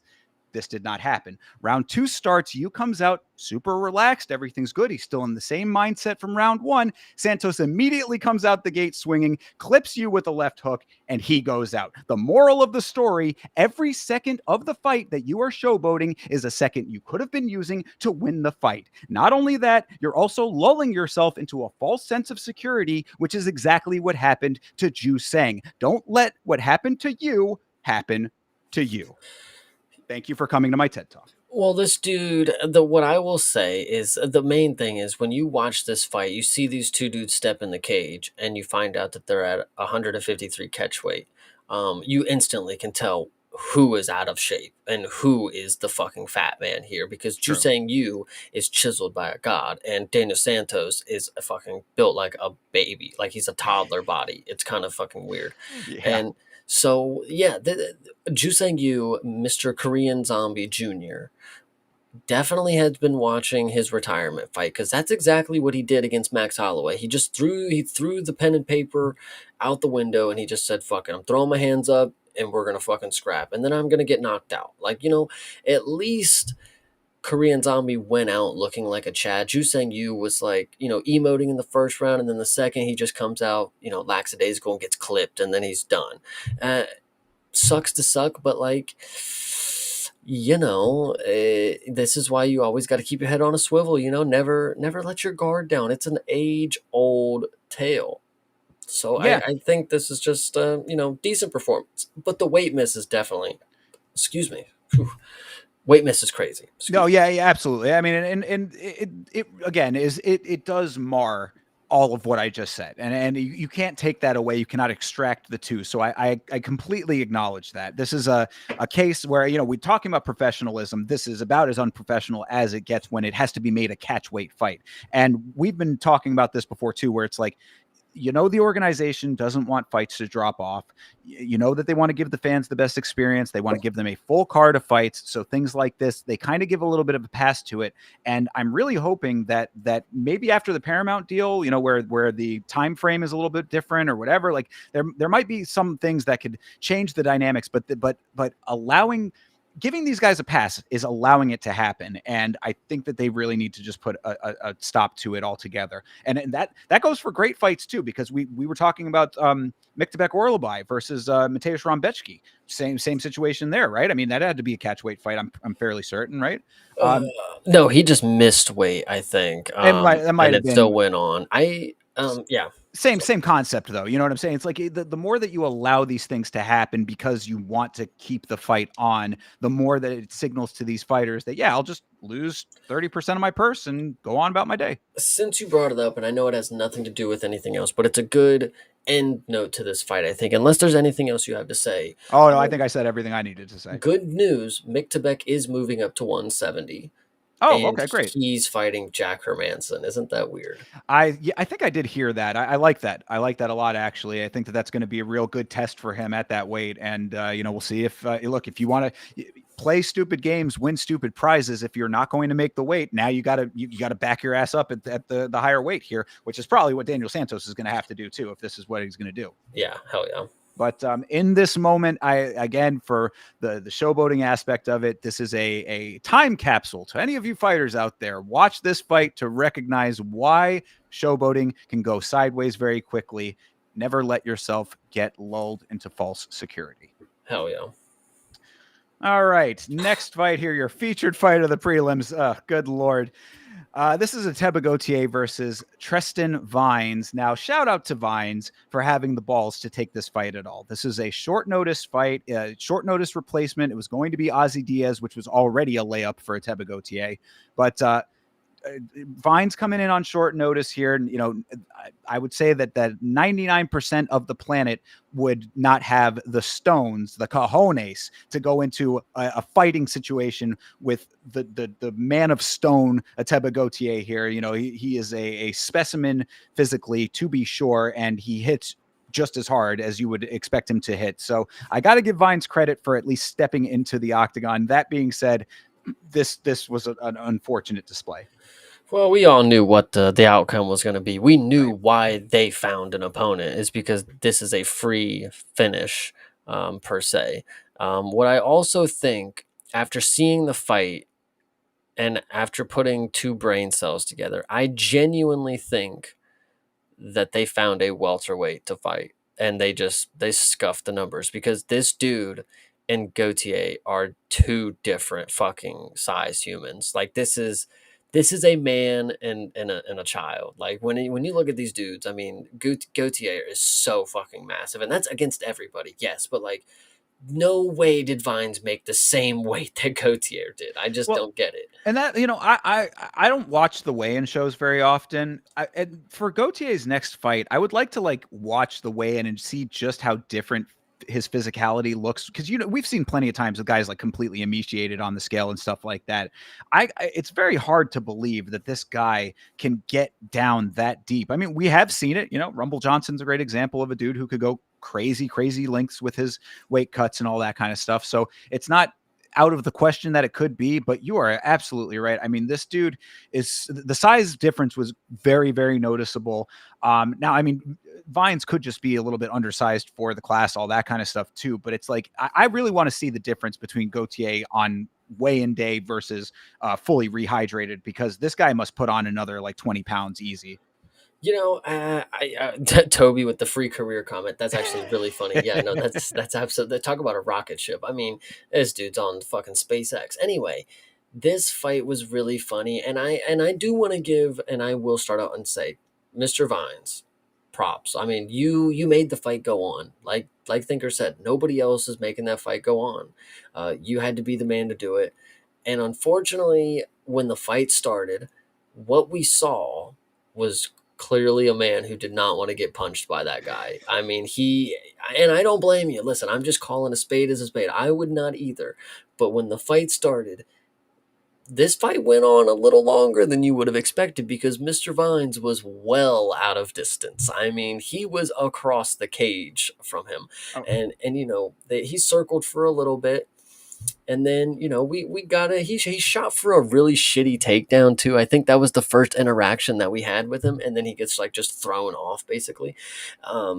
Really funny. Then we get up against the cage. Tristan goes for some takedown again. And then it's kind of crazy what happens because it's not like a table was like ready to fucking get. He was just like, all right, let's get him off. We'll just do this real quick. And then before you know it, Tristan Giles turns into a board and is fallen over. And then what is the funniest part is the way that Gautier shoves him off. Like he's like elbowing him and he's like, oh, he's unconscious. He just like moves him and his like body just like flops. And then he just punches him a couple extra. It was genuinely a hilarious finish. Shout out Mr. Vines. so I mean, I'm just gonna go through and just tweak a couple of the things that you said. All of it is generally in the right ballpark here. So just to add in and tweak, right? Okay, so yes, you are absolutely correct about Vines coming out the gate. What I said about it was that he was so far on the outside, he might as well have been on the other side of the cage. Like he was on behind the black line. He was on the cage. What I think is, I know I'm gonna let you go. It's like you noticed he was like, man, that paycheck sounds really good. But once the fight started, he said, oh, this is what I have to do for the paycheck. Like, fuck. Like, It doesn't hit you until you're right there looking at yes. it, But so yeah, bro's on the outside running so fast that he literally tripped himself at one point. Yet another one of those. Vines finally goes for the takedown that you mentioned, if you can even call it that. Really, he just kind of ran at Ateba with his hands out from a mile away. But it's not that he didn't get it; it's that Ateba kneed him in the face. So That's right. That's right. Yes, he ran face first into a knee. I was like, oh no, you're right. No, absolutely great instincts by Gautier. I think this was a good. I remember saying like, this is how I know that he's going to be just better than just your average big doo-doo punches. It's because like when the dude rushed in, he had a knee that was ready for him. Like it wasn't like impactful. It was just like a little boop. Like it was just like a boop, got you there, But Tristan was obviously like fucked up after it, kind of deal. Like shit, my only fucking move. Like yeah, no, you're exactly right. I mean, because they were on commentary, kind of making it seem like that might have rocked him, and it didn't seem like he was very rocked off of that. But you're absolutely right about the confidence, because it's like shit, that was my only option. Yeah. Like, so yeah, so that was that one. Vines shoots for a slightly better attempt, gets Ateba on the cage, and then gets elbowed into the side of his head. That's what really like did it. I mean, there were some shots afterwards, but that was really what did it. And then the funniest thing to me was you're talking about him getting shoved off. It wasn't even that. He delivered him to the mat. He just hands out. It's hard to fully describe it if you're not watching, if you're listening, but like hands out, just sort of like the way that I described it, it was like baby Moses being sent down the river in a basket, just kind of gently tossed off, just off to sleep with you, Mr. Vines. And that's exactly what happened because he tucked him in and said goodnight. Yeah, no, that genuinely really really funny. I'm gonna mention, and listen, I know Tristan Vines, you did not have many options, but with the reality of you not landing a single strike, also not having much fight time, I would argue that you did come here for a paycheck, but I do not blame you. I literally do not blame you. It probably was pretty fat, but all I'm asking is one strike landed. Like from anybody who gets into the cage, genuinely just make it look like you had some sort of plan. Or like, I don't know. And I get Tristan, you had a plan and it did not work instantly. But like Gautier is pretty good, man. That's just terrible. They fuck it. He's so good that I feel bad that the promotion is like going on with these fights. Let him just never fight. Let him just nobody wants to fight him. Like if nobody will ever take the fight with him, I'm cool with him just being threatening in a nightmare matchup that nobody will ever take a fight against. I do not want to see him booked on 3 days notice against my gym teacher. Like Right. I mean, and that's really what this was too, right? I mean, this is just you had him on the card. You're trying to pump this guy up. He's we're gonna obviously keep him on the card. oh, right, exactly. The crowd paid for it. You know what you're getting out of it. So obviously they were going to try to scramble to get him something in there, and that's exactly what happened here. It is kind of wild, though. I hadn't even picked up on that until you kind of mentioned it. But if it wasn't for 6 seconds of control time, Tristan Vines would have had a complete goose egg down the line on the stats. Oh, don't worry. We're going to talk about somebody that dropped a goose egg, but Yeah. this one genuinely hilarious, but also I do want to, when you talk about people who are game, right? Tristan Vines. I mean, he's the one welterweight on this planet that said, "I will fight the biggest fucking middleweight that you have in the UFC right now, and Yeah, I'm not gonna win." And he probably knew I'm not fucking winning that shit, but I'll definitely let the cage lock. So give it the old college try. Yeah, definitely shout out to him. And also, we did want to mention that Hydra coming in to confirm that, yeah, Vine's previous fights have been at welterweight. So you were correct in your assessment there, sir. Yeah, hell yeah. All right. Well, on to the next one for Gautier. Obviously, on the hot shot train, as Toby kind of alluded to there. They're certainly pumping him up. So I would think that some higher level competition is around the corner. It's got to be, right? Unless they never take the fight, somebody's going to have to. I mean, unless you're just going to send him straight to the top. I think it's funny is like you say it like, well, somebody has to. Like, yeah, surely somebody would if there was the opportunity at the top of the rank and they want to prove that they can beat him. But like, what if they just don't? Like, what if nobody is gonna fight this dude? A Dana better make a tweet like, all right, the fucking middleweights pussies, they will not fight this. I need to see it. Like, yeah, I mean, somebody's going to have to step up and see if they can actually put this guy down, because he's been really running through people. Yeah. All right, on to the main card. Abus Magomedov versus Joe Pyfer. Anik talking about Pyfer finding emotional maturity at age 29 was a big laugh out loud moment for me. But aside from that, this was honestly, this was a little bit of a galaxy brain move for your old buddy Thinker St. James here, I have to say. I don't want to toot my own horn too loudly, but I had said on this previous episode of this show that if Abus wants to go in there and wrestle, that's going to be his method. And if it's at all striking related, then Piper's going to have the upper hand. And that is exactly as this happened. So all praise due to your guy, St. James over here. Chase, your thoughts? I think there's a couple crucial things you missed about this matchup so far. But what I will say is Joe Pyfer does definitely seem like the type of person to get a hair transplant and then start saying that he's mature. Like, I'm mature now, because like Whatever. So Yeah, anyway, well, that was funny that he. Well, yeah, I posted that meme in the Discord as well. That it is very funny that he got a hair system and then decided to shave his head for this fight. I think people are, and since we're going to get into it, I think people are reaching on that one. I mean, obviously, you would shave it and then it comes back fuller. I think I get the idea. I mean, it didn't the first time, but he did have hair, but it looked like shit. Like it wasn't full. You cut it, it comes back fuller. I don't know. That's just my opinion. To be fair, I mean, and this is the last we can have to talk about this part of it, but to be fair, on the rewatch, because I saw that tweet before I did the rewatch, upon rewatching, it did look like the hairline, like on the scalp, looked more full. So There maybe you go. maybe you're cooking with that. Yeah, here we go. But either way, I think what's crucial you forgot to mention in this fight is, and albeit to Joe Pyfer, he won this fight and he did get a finish. Very, very grateful. But what I want to know is that he started this fight like a fucking idiot Oh because yeah, what you saw in the second round could have been done in the first encounter. Abus Magomedov, like I stated in last week, this dude's chin is made of baby powder. He just gets punched and he falls straight to the mat. Like it's absolutely insane. So the fact that you have Joe Pyfer trying to wrestle with him for an entire first round is really stupid. Is really fucking stupid because it was really funny too because Joe Pyfer came in here with like this extreme level of confidence, like I'm gonna grab him and throw him to the ground. He literally tries to chuck a boost and gets fully fucking mounted in the first like, wrestling exchange. He gets up, granted, but like, dude, you let a boost do that to you. If it's anybody else who can keep you, let Fluffy get on top of you. Let Brendan Allen get full mount of you. Like you're gonna flip over and he's gonna choke you out. So I I I don't see the game plan that he saw there. I would have loved for you, Joe Pyfer. You hit harder than Francis Ngannou. Apparently, you have Abus Magomedov across from you.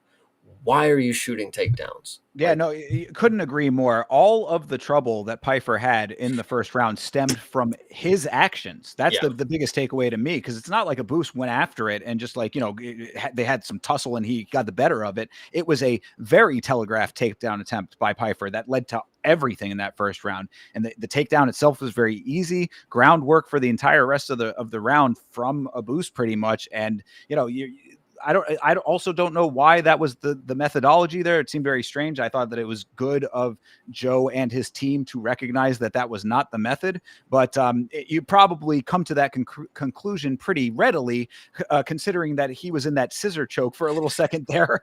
dude, probably one of the funniest things because we got the infamous ref cam back, so we get to see Joe Pyfer's head squeezing red like a tomato from Abus's legs. Like Jesus Christ, dude, you Yeah, couldn't have looked more shit. Like well, it was crazy. I thought I was on the watch along. I'm like, if he actually gets put out by a scissor choke, it would have been ludicrous if that would have been the case. But it actually was. That's not exactly what it was. He was Abus was actually going for a Kimura at the yeah, time and just happened to have a scissor hold on him. So great work for Abus to actually get into that position, but it still did not go his way in the fight. yeah, it didn't because we finally get the second round started. Then Joe Pyfer remembers that he hits like an F-150, and so he throws one punch.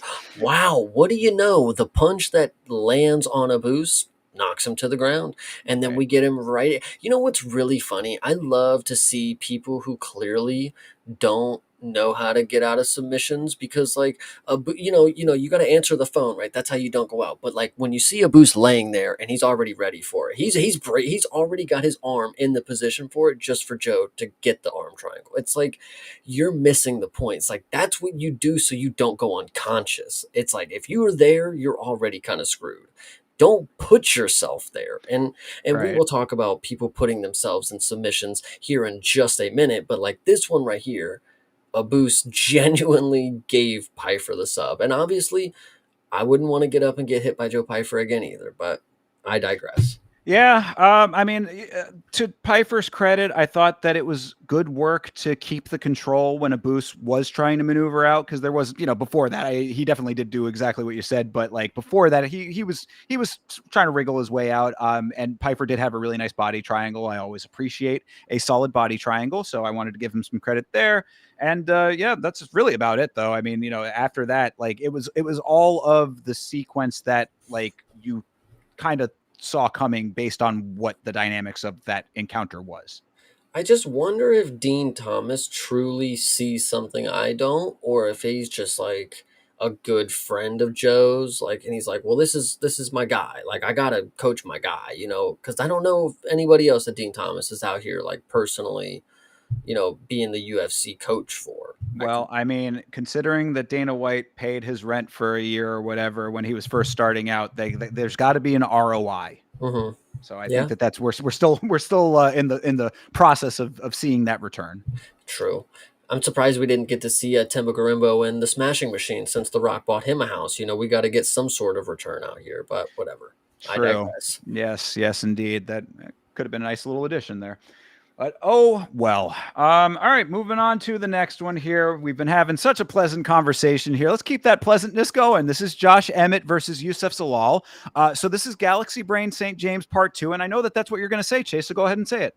I remember saying that I wouldn't talk any mess about Zalal if he got a finish, because I did not believe that he was ever going to get a UFC finish again inside the top whatever. Do I count this personally? Not really. And I want you to break down what you saw in this fight first before I tell you what I saw. But I don't necessarily take too much account into this. I definitely have to see it ran back between Zalal and somebody else. This doesn't skyrocket him. This doesn't jump him past anybody. This doesn't move the needle in any sort. And then he also started his post fight speech by saying, I know I lost a lot of fans with my last performance. And that's where I stopped listening to him, because that was true. That was true. So tell me what happened in this fight. Oh, I will. I mean, all of what you said was a very long and roundabout way of saying, yes, St. James, you were correct. You are the man. So I'll allow for all of that. No, to be fair about this, this was a strange set of circumstances with how this all ended. I will say that my initial assessment was correct. The speed of Zalal was on display early, so that part did track. The takedown was very effortless. And I'm not talking about like Zalal was so great because of it. I'm talking about like it just seemed that Josh Emmett allowed himself to be taken down at open range. Now, I mean, we've Continue, seen please. Continue, please. yeah, I mean, look, I'll be fair about the assessment here. I mean, I am a fan, but like, there was weirdness with this. So it's like, yeah, Emmett did like we've seen open range. Like, it wasn't even like full on like a single or a double. It was kind of like he wrapped it. He did that move where like you grab around the waist and sort of like swing your body around, and like the momentum takes down. And like we've seen that before, and that can be effective, but it just didn't seem like Josh Emmett was doing anything to counteract that. So the takedown, no problems whatsoever for Zalal there. The finish, also very strange. It was an arm bar, but it didn't look like it was fully sunk in. And then Emmett essentially verbally taps, and like I was skeptical of that at first. I was like, did he really it was not locked all the way in, and like but like the momentum of the bodies looked like that it was going to be like something that could have been pretty nasty, but Emmett just decided before it got to that point to tap verbally, and like they played back the replay where you could actually hear it, and I was like, oh, he did. So that's, again, it is what it is. I don't really know what to fully make of it, but it was like almost handed to Zalal in this fight. So I do understand where you're coming from with it not moving the needle for that reason. I still think that Zalal is a lot better than what that handing would be. That's a separate story here when it comes to this fight specifically. Oddness, and I really would like to hear Emmett's side of the equation, because I don't understand it even after rewatching. Let me start by asking: would you consider Josh Emmett a game fighter before this fight, before this performance? Sure. Yeah. Okay. Yeah. I would Okay. say so. So this is just somebody who you would classify as a game fighter. This is somebody who was just never phoned it in. Like, they are just really ready to just go to war with people. Like, Yeah. Yeah. Why not? okay, so this guy walks into a bout, throws zero punches. Zero punches. Gets his back taken. First encounter. Not only does he get his back taken, he actually gets out of that position, pulls the law off the top, puts himself in the armbar position, pulls his head out, and then taps. I, I mean, I can't tell you a performance that looks like a dude wanting to get a fucking paycheck on his UFC contract than this one right here. And it's crazy to say that about Josh Emmett, but like genuinely, what was the fucking deal? I mean, and I know there's different people. I know different people are different when it comes to the sport, but and I'll give you two examples, dude. I literally just saw Pooja fucking Tomir defend an armbar for a minute longer than this and didn't verbally tap, didn't actually get her arm broken either, and she almost got out of it. Josh Emmett apparently had no fucking will to fight. He had no will to go on. You're in the sport for encounters like this. You know, when John Jones got put in an armbar and his arm broke, did he quit? No, no, no, no, no. Because there's different levels to the fucking game. But I don't think that is the case here. Because Josh Emmett has never proven to you once that he would not be the type of guy to continue on. Yeah. This dude, there were posts about this dude's after fucking party days before the event. I'm just telling you, this dude phoned in a performance, got his UFC contracted $200,000 for a verbal tap where he didn't have to do a damn thing. I'm just saying. I hate to be that way, and people are yelling at me like, "Dude, you've never been in a fucking armbar before, bro." Josh Emmett's been in an armbar 30 fucking thousand times in practice. You're telling me now's the one time that he just magically can't get further than? Oh no, no, I'm done. I'm done. I'm done. I'm done. Like, I don't know, bro. Josh Emmett is not a fucking pussy, is what I'm getting at here. Yeah, yeah. I mean, look, it's hard from the outside, to try to give some credit here. It's hard from the outside to know just how much pressure was actually on the joint. Because from the angles that we saw, and we saw multiple angles of it, because that's what I kept saying on the watch along. I'm like, I need to see a better angle of that, because the angle that we were initially getting during the live element of it was not the best to actually see what was going on underneath. Seeing it from multiple different angles, it just seemed like there could have been something done a little bit differently. And I mean, I'm trying to be charitable here, because like I said, there might have been a whole lot more pressure on the joint than what it visually seemed like, but it's hard to be rallying against what you're saying. And so for that reason, it's like, well, if that's the case, I mean, if you're going hard for one direction and I'm like, I can't really say that you're 100% wrong. I'm trying to give the benefit of the doubt here, but like, yeah, it was just too much too soon on it when it came to that. Like, bro, like it really was like, yeah, I'm just not going to take any kind of risk towards going farther, because I mean, like, it didn't seem like it was to the point of him feeling the pressure on the joint yet. That's at least the perception. Now, granted, again, we're not in his body. We don't know exactly how much he actually felt, and also I will want to the credit of Josh Emmett on this. Again, the momentum of Zalal's body was going in the direction that it was going to sink the armbar in deeper. So he might have just been getting ahead of it, but like, that's exactly what you're saying. That's the sport, bro. Like, I mean, and I'm not trying to say that Josh Emmett needed to get his arm broken, but it just felt like, if you're gonna go that level of cautiousness, then you know what's really cautious? Not getting into the octagon in the first place. I mean, I just look at somebody like Tofik, our guy that competed over in Azerbaijan. He got his arm damn near ripped off by Miktabek, and he was screaming before that shit was done. So if Josh Emmett, if you want to learn a little something, if you indeed did not phone in the performance, apparently, go watch some Tofik. I mean, that dude. Listen, you better be. I genuinely, because like, listen, you signed up for the shit. I didn't. I came here to comment about it. I didn't tell you that I wanted to go get my arm snapped. That was your job, Josh Emmett. You were put in the position to risk your arm getting snapped. If you are gonna sit here and fucking scream that the fight needs to be over, your arm better be fucking snapped, bro.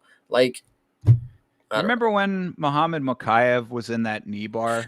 Dude, Mosvar was in a knee bar against Diego Sanchez, bro. Everybody, like, dude, Vanessa Demopoulos has been in an armbar against Jacqueline and Marine. Like, we see people go for these submissions all the time, and we've seen people arms get overextended and hyperextended, and they still figure out a way out of it because they don't fucking quit. I wonder if Tommy McMillan's fucking neck hurts by now. I'm sure it fucking does, Josh Emmett. But do you think that him and his 12 hoes and his fucking whores in Atlanta care? No, No, because he's a fucking millionaire now with his broken neck. You could have been with your broken arm, but whatever. Yeah, it's hard to argue. It's hard to argue the point. So either way, though, I do want to bring it back to the main point, which is I was right, and Yusuf Zalal is the man. So I mean, you gotta give some at least some credit to that part of this, though, because I mean, I do think that think about it like this, right?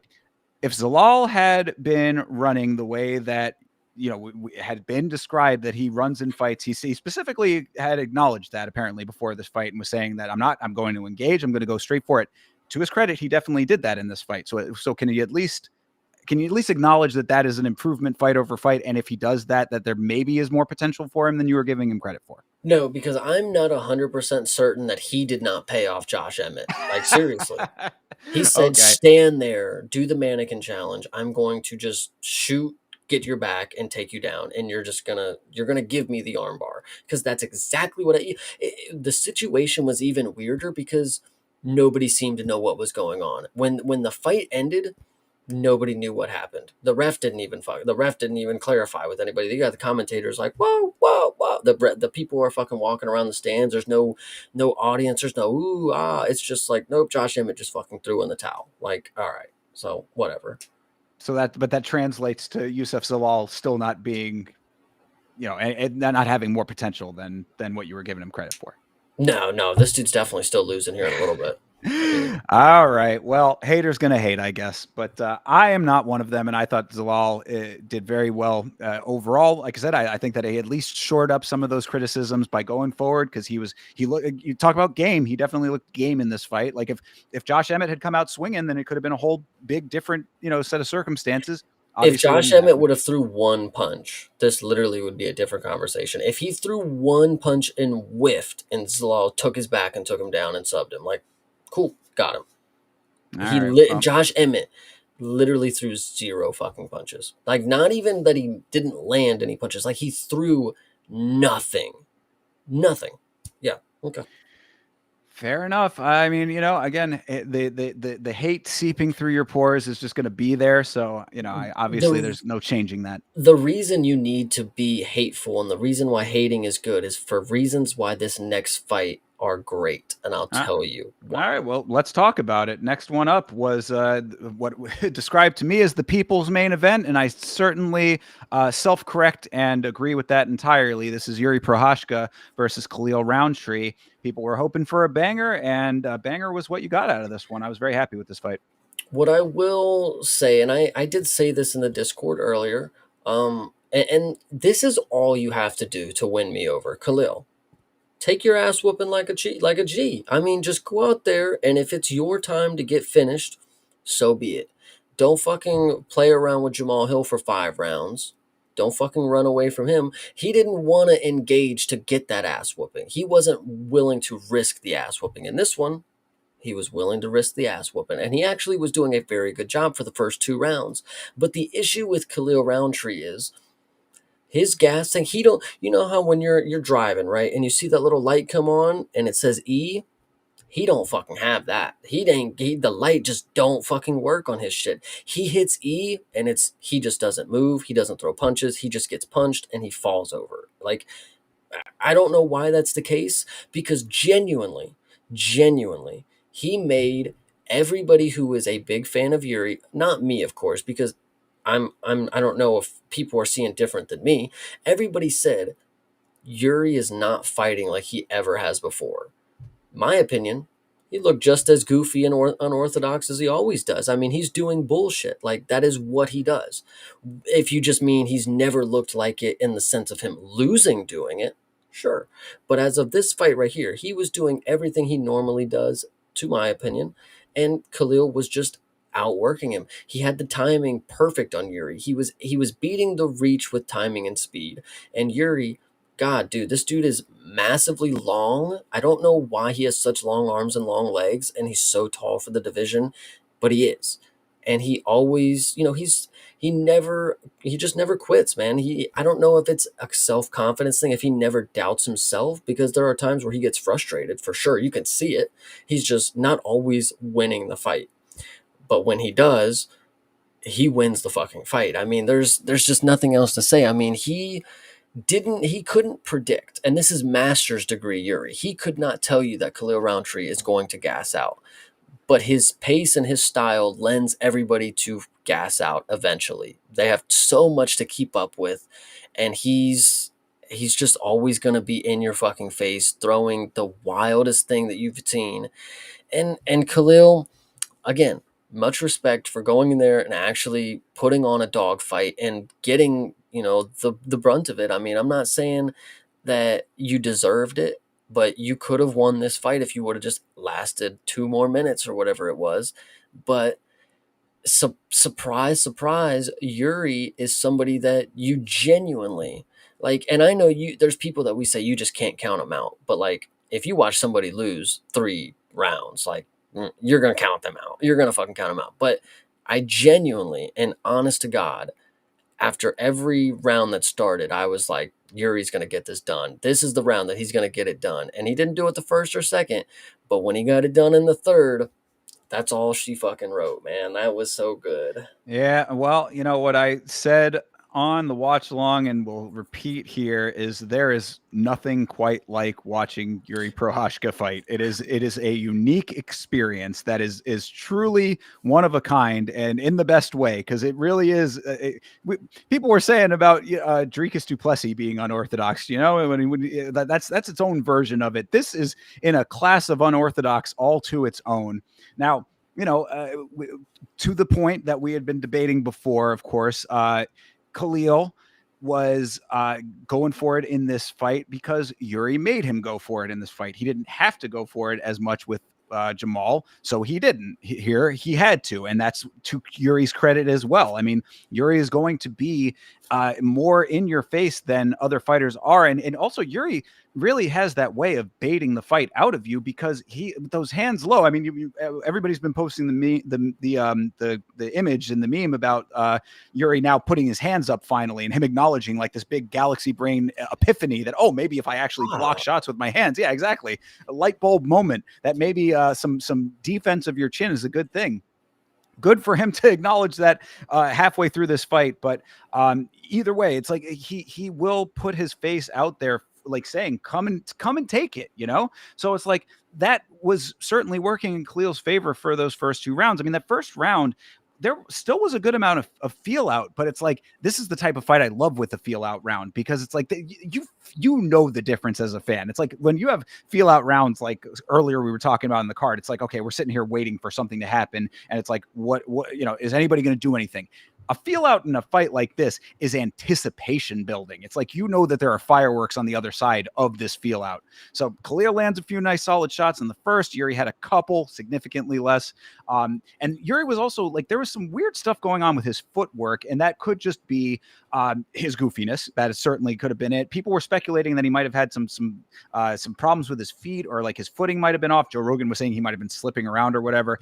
I don't know what it was with all of that. I had in the notes, I was like, what is up with Yuri's foot? Don't know. Didn't end up mattering. He didn't say anything about it after the fight, so oh well. But second round was pretty much the same as the first in a lot of ways. Khalil, couple really solid, strong connections. Yuri really not keeping up. Everyone with Yuri on the parlay is shitting bricks at the end of that round. But round 3, Yuri has the awakening of the sleeping giant, ramps up the goofball. It's key. You got to understand, you're seeing all the goofiness of rounds 1 and 2, and you're like, what is this guy? What are we accomplishing here? But you're not understanding that you need more of that, not less of it. And that's what he did. Take the win by blunt force. And that is exactly how he did it. It's funny to note about Yuri, and you said like he turned up the wild. Yuri is so unorthodox, and this is what being unorthodox can lend you to be, is unpredictable, because Yuri could go more wild, or he could just be the most technical fighter you've ever seen after just the most wild like shit you've ever thought he would do.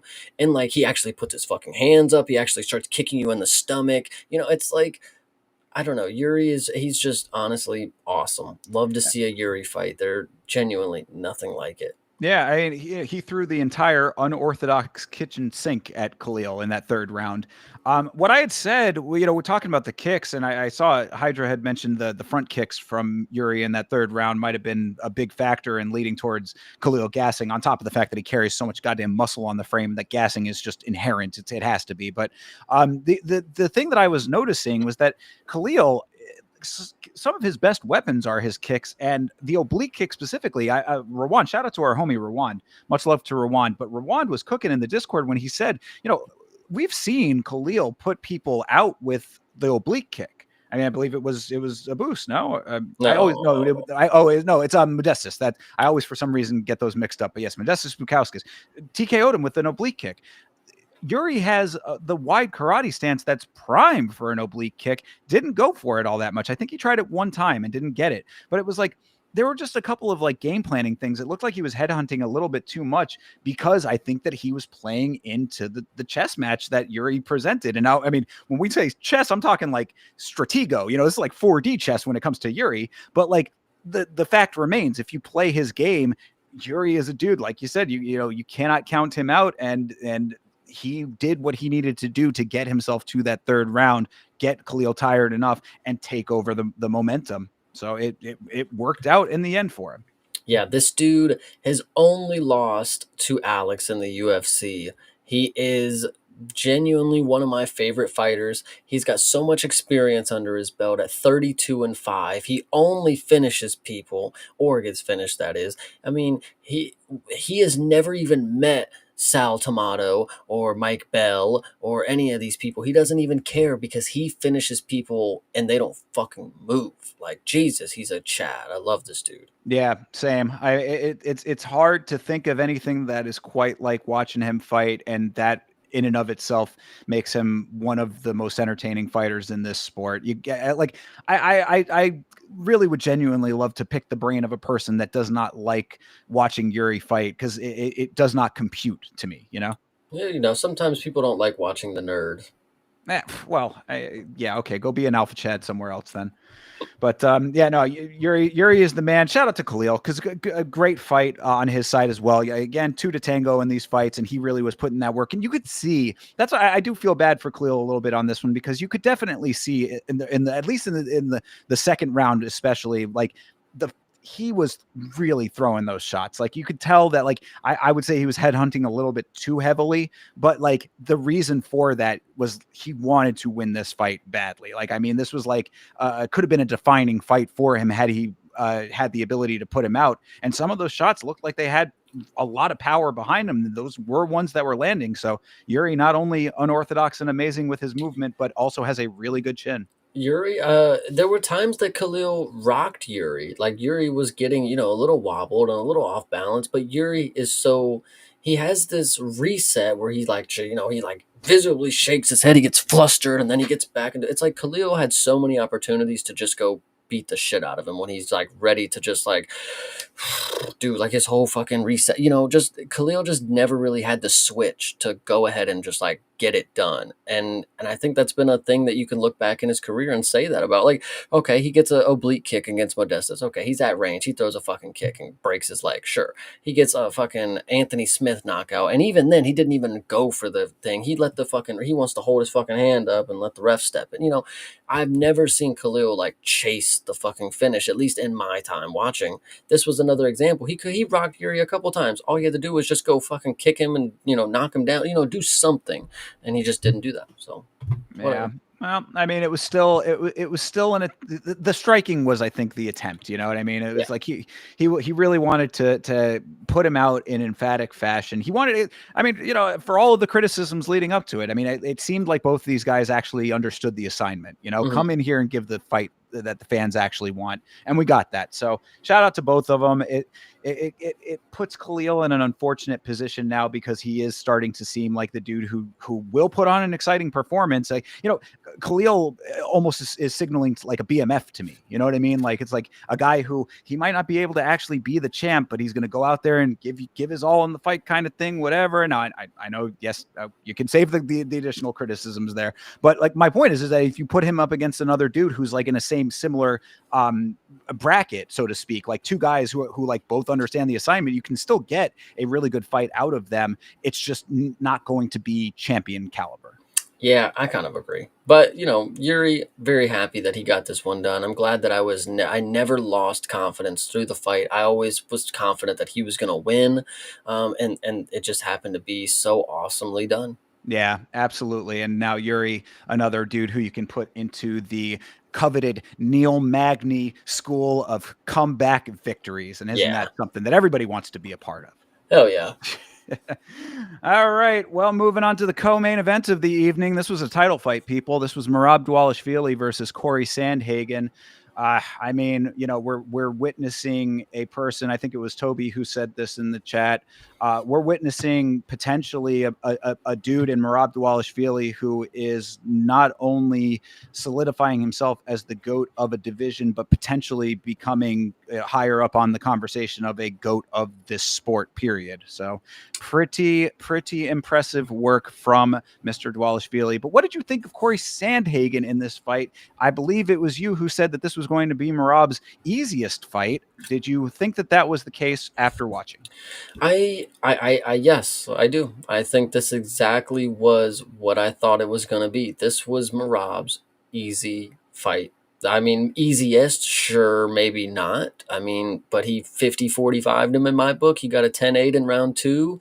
I mean, they gave Corey one round, but. So you didn't even give Corey the first round? Oh, brother. Yeah, I mean, come on, you got to be credit where credit is due. He won that first round. No. Yeah, see, this is the problem too. Is like people, they'll take a close round and they'll pity give it to the person who is not going to win any other round. No. Not. I hear where you're coming from with that. This was not that, because I will at least self admit that sometimes I will be that person. Not here though. This was not even a close round. I remember people saying 1-0 Corey, and I rolled my eyes. And then round two started, and we got a 10-8. So Merab Mafia has infected your brain like so much of my Discord. What I mean, listen, Corey Sandhagen once again lied to you guys to make you believe that he knows something. If I'm going to beat Merab on the feet, and if he can't handle me on the feet, I'm going to submit him on the ground. You know what I saw you do? I saw you back your ass up into Merab against the cage. That's what I saw you do for this. It's actually quite impressive because the two times that I've seen Corey go against wrestlers, he sat in Umar's lap and then he backed his ass up to Merab against the cage in this one, which is really hard to watch because, like, that was your grandiose plan. That was it. Like, that was all you had right there. There wasn't a step two. There wasn't a not make it look gay move. Like, I don't know what you were going for, but it genuinely makes me mad because if I didn't know better, I would be like, he's got it this time. He learned from Umar. He knows what to do against a better grappler. Now he knows how to get out of these positions. No, he doesn't. He doesn't even fucking try. Like, it literally is annoying that Merab drops you. Like, I know they didn't give it to him. Like, this is the shit that I'm talking about. They give Veronica Hardy a fucking knockdown.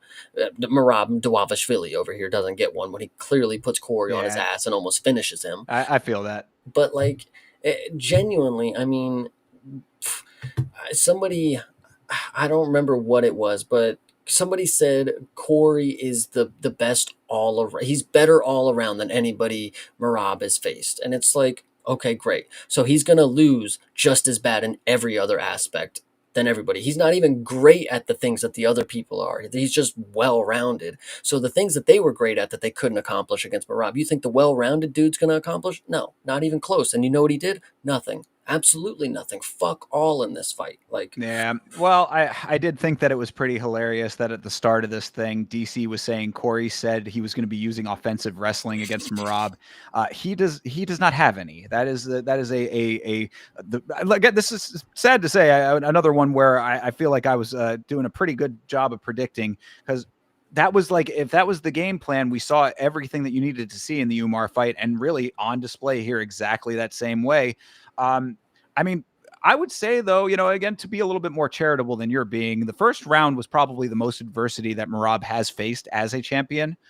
Corey did do some decent striking, negating Merab's entries as well. So not the strongest start in the world, but against Merab, it was a great showing for Corey specifically. But then, rounds 2 through 5, Merab locks in and becomes the machine, and throw all that shit out the window. It doesn't matter anymore. But I mean, on the other side of that too, props to Corey for surviving round 2, because Merab really genuinely did look like he might have actually been able to finish him halfway through that round. I mean, up against the cage, just laying on those hammer fists, laying on those shots. Corey was really having to regroup, and I was genuinely impressed that he was able to do that. So, I give him a little bit of credit on that regard. After that, it really was just the Merab show that you know and love. And so 2 things that Merab did in this fight specifically, it's like you always can have your little like Merabisms now. Is like from every fight, there's a different one. This one, to me, the 2 things that stood out were the drop takedowns were absolutely wild. He did, I think, 3 of them total. 2 of them were after Corey got rocked, and then one was again when he was not rocked. And I was like, bro, if you're able to pull drop takedowns like that, that's where he's on his back and just falls to the ground and then basically takes him over his shoulder and still is able to secure a takedown that way. I'm like, this is some next level shit. And for Corey to have to be okay with that, you're looking at goat shit right there. That's definitely one of them. And then the other one was just the whip tosses. I mean, he would get Corey's leg and just like just a real quick snap motion to slam him to the ground. I'm like, Corey is getting worked by things that should not work in a fight, period, no matter what level that you're at. You're in a championship fight here. This is champion level. Conceivably, the reason that you are here is that you are of the caliber to challenge for the belt, and you're getting drop takedown and whip tossed. I mean, this is just mind-blowing shit that I was not expecting, but you should expect it from Merab. I mean, I agree with you there. You should expect it from a Rob. And if anybody out there is listening, I think you should start expecting something from Corey, and that is inconsistency. I mean, it's not inconsistency in what he's able to do with his skill set. It's inconsistency is what he's making you believe that he's going to do with his skill set. Dude, he is not doing anything against wrestlers. I mean, this is the last time that you guys should ever think that he's going to have an offensive game plan that negates wrestling. It's just not going to fucking happen. So yeah, no, I agree. I mean, when it comes to Corey, I definitely am coming around a lot more than I might have. I mean, already was sort of there. We talked about it when, with the last episode, in the Umar fight and all of that. But this certainly does show it a lot more strongly. It's talking, it's a bill of goods that you're getting sold here, and it's not necessarily adding up because he doesn't utilize his length almost at all. I mean, barely any kicks. He's too cautious with his range striking. Now, I understand he's worried about getting kicks caught.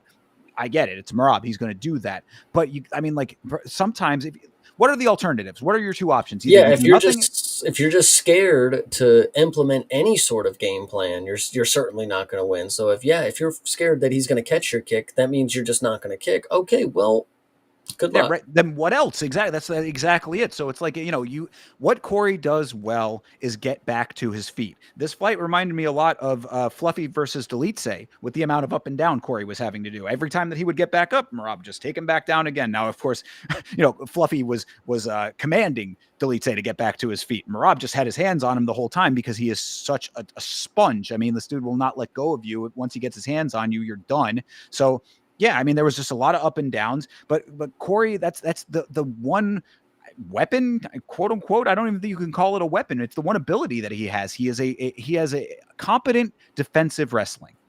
Yeah. Other than that, what did you see? You saw a lot of ineffective striking. Utilization of range was just not on par, and you saw a much shorter guy. You see the 2 of those guys standing in front of each other. I mean, the size difference was so glaring, and Merab did not let it have even an iota of effect on this fight. Yeah, when I think of people who use their mouths to get fights, I genuinely think Corey, and I know he's not a trash talker in the sense that you guys would be thinking I'm saying it, but like this dude makes you believe that he is some guru of fighting, that he can beat any sort of style. That it's not the person that he can beat, it's the styles, it's everything about this person and what they're made of. I can just overcome that. And it's like, Corey, I have yet to see you do it live. I have yet to see you prove to me that you have some crazy killer IQ, because I mean, out of all the times that you were grappling with Marab, you didn't throw up one sub. And I know, I mean, it ain't make or break for you to be some crazy IQ person and no grappling, but like, brother, you were grappling with him the entire time. I don't know if you knew that you can grapple. You have offensive skills too. If you're so well rounded, you're so high IQ, you're so genius when it comes to this stuff. Where was any sort of like, I don't know, game plan? I don't know. Yeah, no, I agree. I agree. Unfortunately, I mean, the other side of the coin in this fight specifically is that no one can outwork Marab. I mean, True. that is being proven time over time over time now. I mean, round 5, Marab is just as fresh as round 1. It's impossible to outwork. He has the best cardio in this sport. Period. I will stand on that as a definitive statement. In my opinion, I don't think that there's any cardio better than Marab.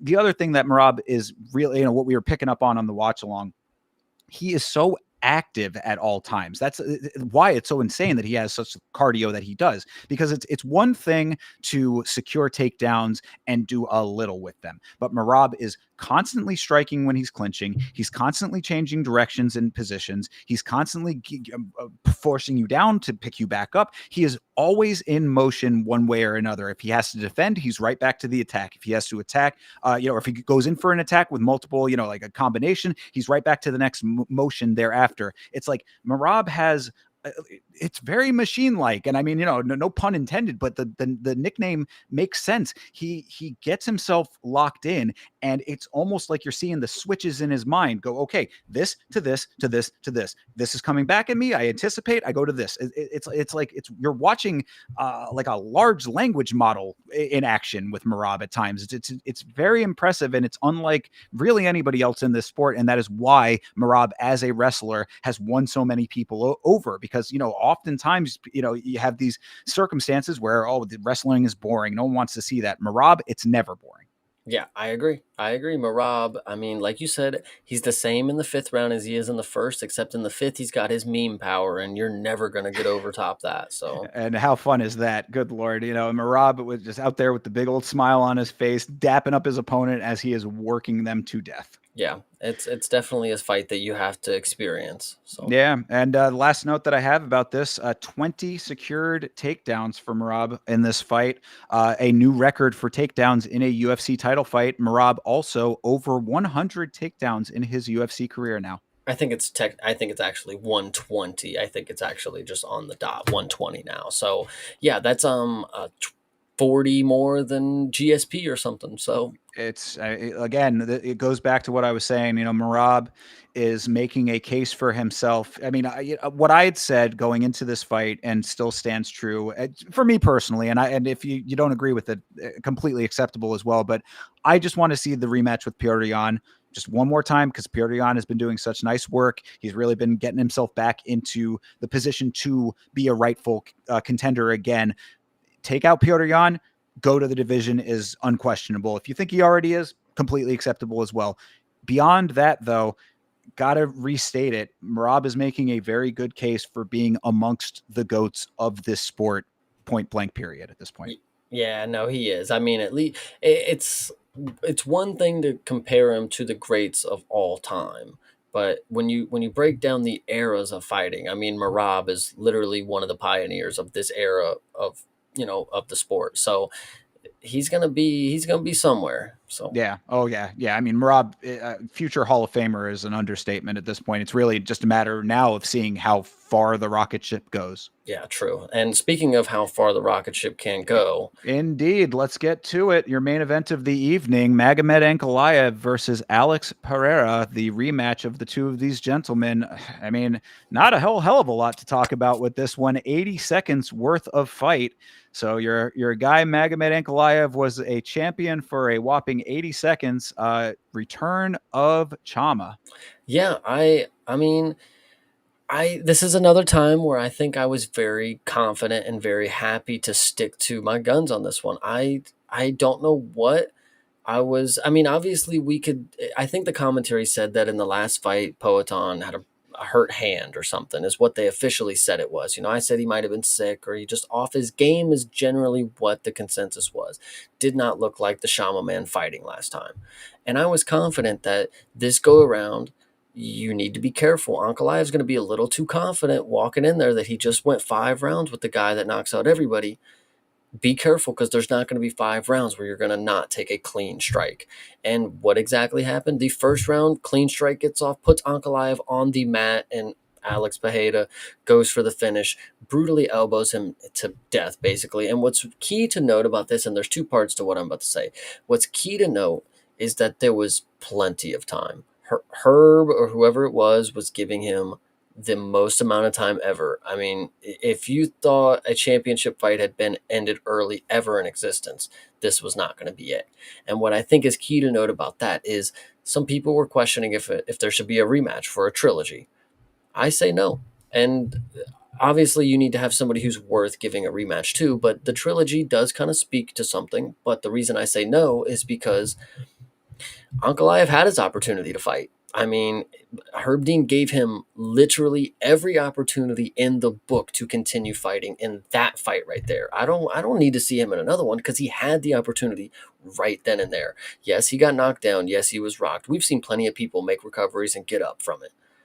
This was not the end of the world for Ankalaev, but he made it the end of the world. So I don't want to hear him calling for a rematch against Shama to continue the trilogy, because it doesn't matter. You did not want to continue the second in the bout. I mean, I was going to say, it's like, we've seen a lot of people get rocked and get back up, but not a lot of times against Alex Pereira. I mean, True. that's the big difference here. So I don't know if it's not that he didn't want to. I think it was that he literally could not. But no, I agree. I 100% across the board agree on all of that. I mean, this was one where I was very, very happy to be wrong about my initial conversation from the last episode. I didn't bet on this fight specifically because, I could have seen this coming. I mean, I did not, but this happening does not surprise me in the slightest.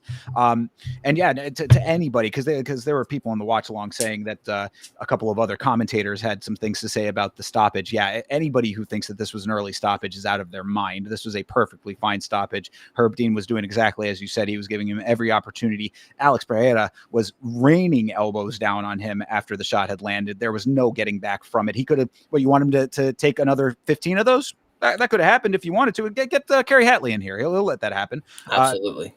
But look, it wasn't going to change anything. Alex walked in there, immediately got to the offense, got Ankalaev uncomfortable, and landed with power. That's what he needed to do. That's what he did. Everything really, you would not extend that courtesy to me, but I will to you, Chase. You were 100% correct in your assessment of this coming into this fight from our previous conversation, saying that, he was having an off night. He said it in the post fight. It turned out to be true. What you saw in here was much more true to form. And also, I mean, I don't know how much of this is necessarily true, but he kind of confirmed it a little bit. I think Ali Abdelaziz poking the bear a little bit might have contributed a little bit as well, because anytime that Alex Pereira gets upset at someone, they're going to die. Like that's just that is how it goes. Alex Pereira, he said, he was like, revenge is a poison. You don't want to let that into your mind. It's like, you can consider it however you want to consider it. It is in your veins, sir. You are a person who does not let things go. It's one of the things I like about him. He will go back to avenge losses. And Ali on Twitter poking the bear, that was exactly what you get from that. There's a good moment. Alex before the fight said, I don't want to go back to the tire shop, and I kind of respect that. I kind of respect it. So right, yeah. Well, and yeah, people saying that Ankalaev can go take his place at the tire shop. Yep. That's certainly a possibility there. Yeah, no, I mean, there's really not too much to say here. I mean, this is you can talk about the greatness of Alex Pereira. I mean, some people saying, he loses the belt just to win it back. It's like, I mean, I don't think that that's necessarily true, but that is what happens. So it's like, how you weigh that when it comes to like a GOAT-less conversation, that's, up to your own interpretation, I would say. The only other real note that I had was that the crowd was not feeling Ankalaev in the slightest. They were booing like crazy and very happy when he lost. Good. Yeah, I mean, fine. I was never as big of a hater of Ankalaev as other people were. I kind of thought he was a funny kind of trolly sort of way of him, but was not really a very vocal champion. So it's not like you really heard too much from him until fight time. So whatever. But one thing that I did see from some of the commentary out there in the community was order has been restored to light heavyweight, and Yes. that does feel that way. Yeah, the boogeyman is back. I mean, people can go back to fearing Alex Pereira at at light heavyweight, and this is really good. The only problem is Yuri also won. So will we have to see Yuri die a third time? Probably. Not gonna Hell lie to no. you. No, the damn we will not, because the new boogeyman is coming right around the corner, and his name is Carlos Ulberg, the Black Jag.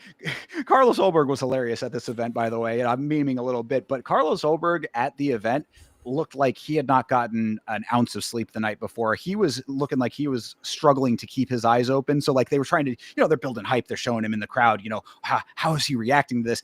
Falling asleep is how he was reacting to it. The funny part that I saw from Carlos Ulberg, it happened during the Yuri fight. After Yuri gets the finish, right?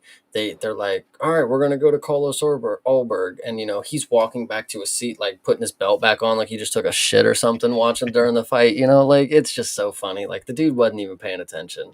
And it's just great because you're never going to get the things that you want out of Volberg. He's not that guy. He Yeah. is milk toast. He's a very mild mannered, like polite guy. You're not going to get the big fight building elements that you want out of him. But regardless of that, he still is in the equation. And I would say, look, you can hate on the style, you can hate on the man, you can hate whatever, but Yuri's had two shots at it. You got to give Carlos the shot. No, for sure. I don't want to talk about Ulberg. I actually would like to just specifically say that off the top of my head, I can confidently say, I've compared Alex, and the way that Alex defeats people and he humiliates them is very Anderson Silva esque. He just makes them look like they are not professional fighters. I think Alex Pereira might be the second greatest Brazilian champion that we've seen in the UFC. uh, you what I you know that's one of those things that is a conversation that has multifaceted, and many people can have many different things to say about it. What I will add to it, because I don't think that you're far off. We have never seen power like Pereira. Mhm. I think is just undeniable. I mean, the man will go in there and can, with a strong breeze of his hand, will put you out. Well, we've seen power like him. His name is Gautier, but Well, it remains to be seen if he's going to get to that height, perhaps. But certainly a little bit of a difference between Magomed Ankalaev and Tristan Vines.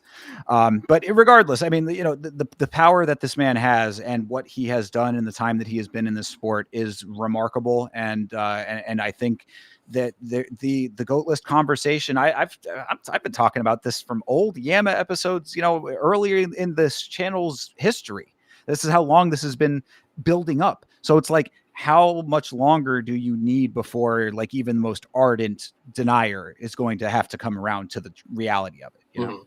Yeah, no, I definitely agree with you.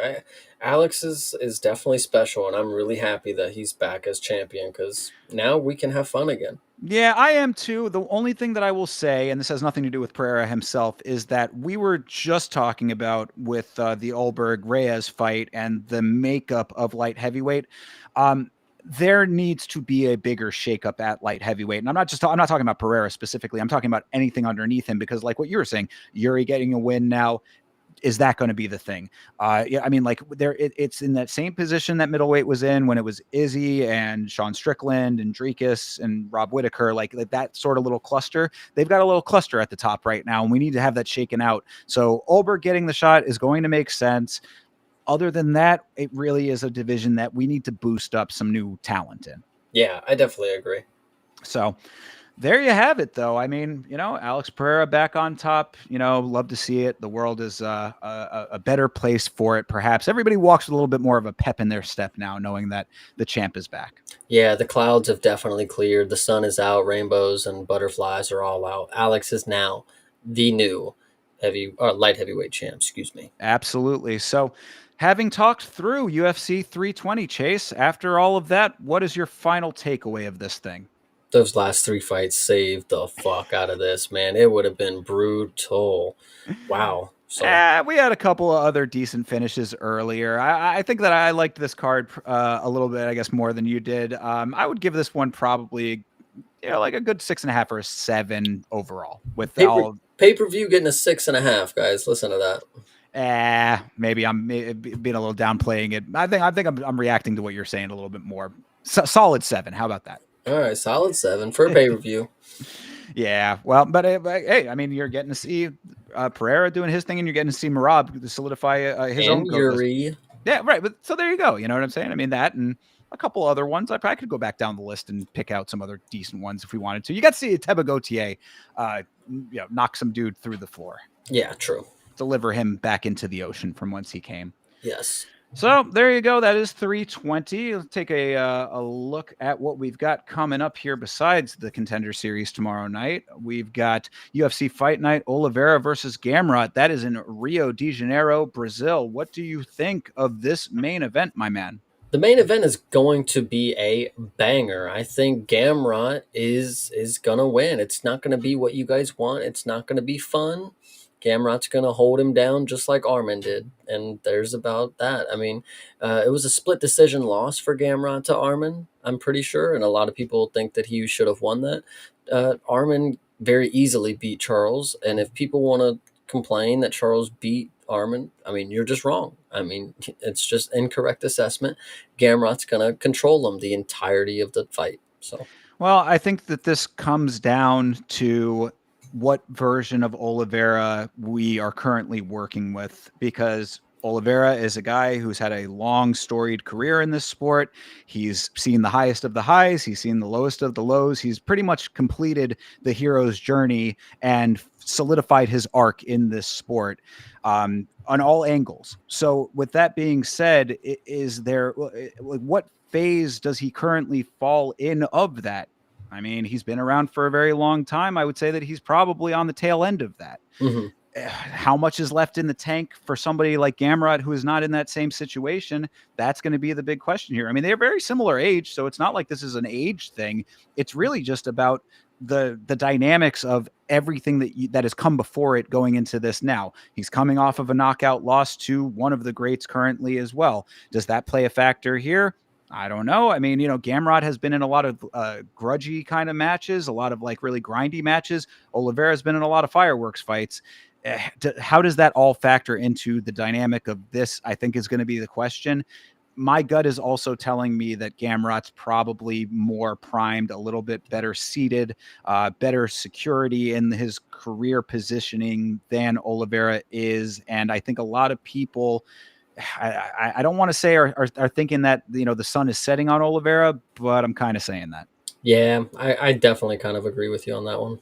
So if that is the case, I mean, now granted, Charles, as we had said, I mean, a guy who has seen the highest of the highs and the lowest of the lows. So it's like, is there potential for him to come out here and pull off something that we're not expecting entirely? Absolutely. I say that there is potential for it, but I've extended that same leeway to him in a number of fights, and a number of times he has come up short with that leeway in place. So that being said, I'm going to also go with Gamrot on this fight. Hell yeah, we're gamers today, buddy. Indeed. Game on. Got my Video Game History Foundation shirt on for that exact reason. Shout out to the gamer, Mateusz Gamrot. Moving on down the line, your co-main event, Davison Figueiredo versus Montel Jackson. This is a co-main event? Yeah, this is definitely a co-main event. The only thing that I think is interesting to note about this fight, and I'm hoping chat will go ahead and confirm this. We had just saw Davison Figueiredo. I'm assuming, faked or somehow pulled. Because when he fought Corey last, they got into a grappling sequence. He verbally tapped, and presumably he was about to be done with his career because he just tore his ACL or something at age 37. Now he's back in this fight. Presumably nothing happened. No injury. Just ready to just jump back in camp, it looks like. That's interesting to note, but okay, whatever. That's on the Figueiredo side, you're saying? Yes, Figueiredo, yeah. What? Refresh my memory on what are you referring to here? His last fight. The last fight that Corey Sandhagen just had before he got the title gotcha. fight. Okay, yeah. Yeah, That tweaked his knee in grappling, and then apparently is just okay now. Like I don't know what happened there. I mean, I figured it would have been something severe if you were screaming that your leg hurts in a grappling situation, but now you're fighting oh Montel Jackson in a co-main event. Kind of yes. interesting to me, but whatever. Now, yeah, the pieces just solidified in my mind. He had to be carried out of that one, if I recall. Well, I mean, it just made it. Listen, Figueiredo has never really stuck out to me as the most, classy fighter. You know, he does a lot of things that I'm not necessarily in love with.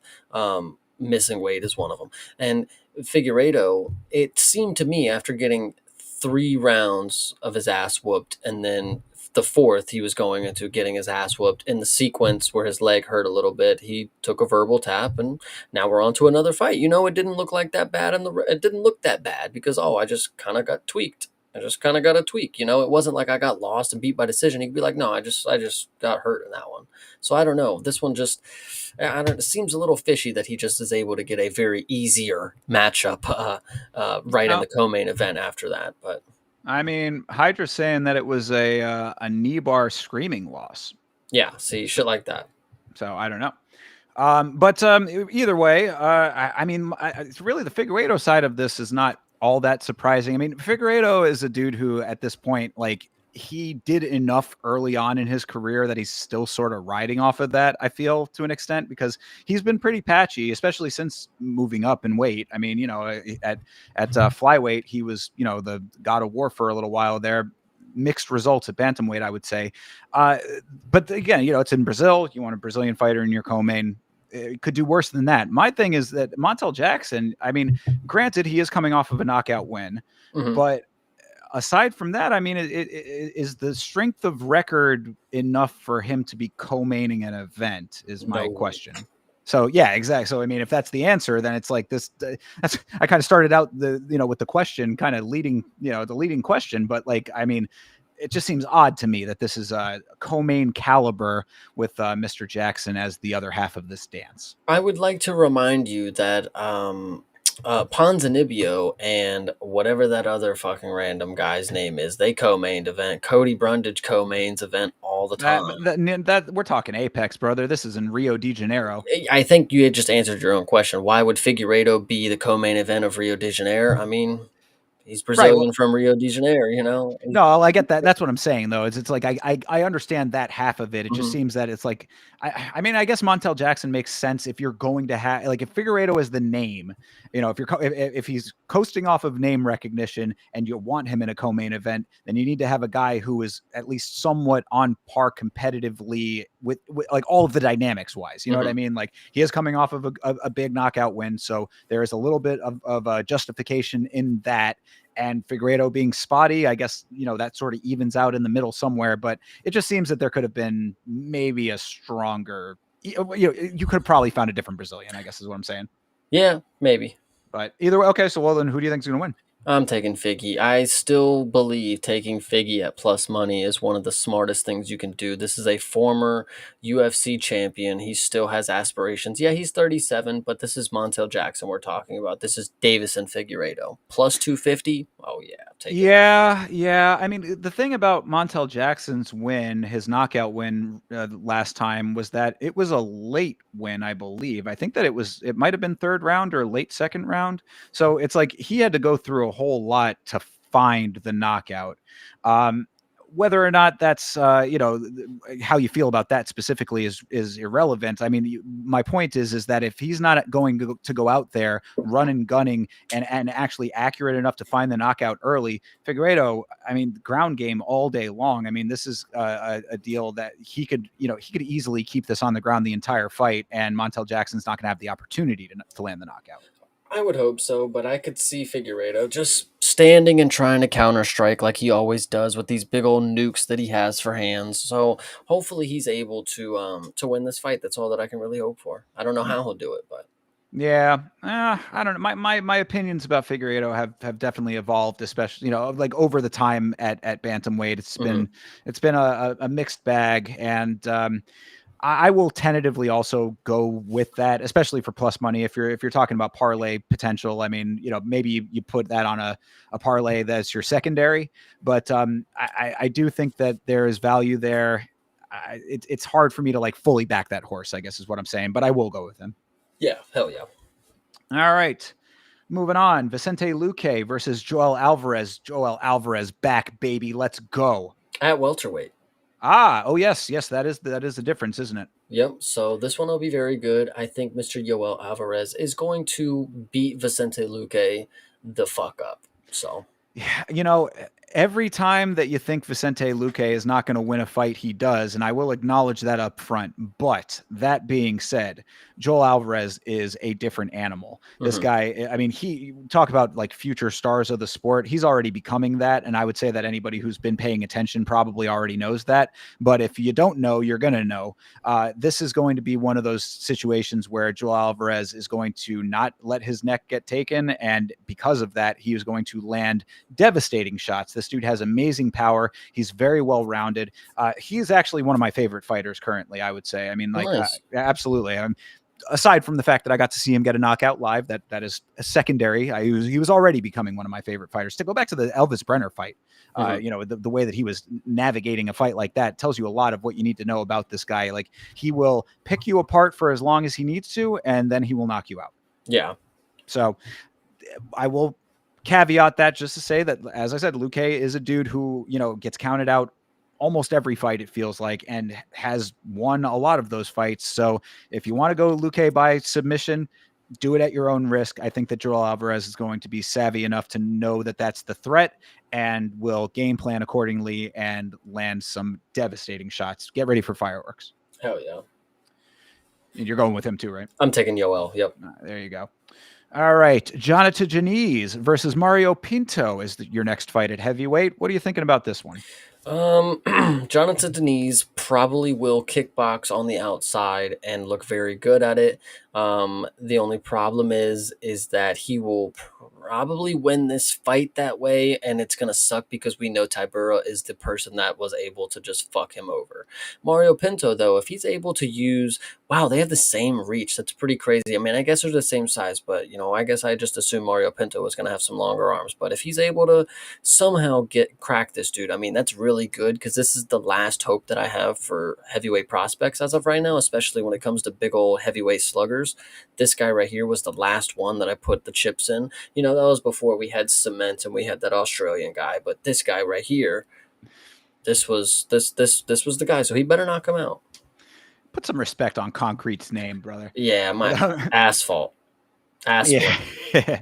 Yeah, no, I mean, what we've seen out of Pinto is power, but not a lot of technique.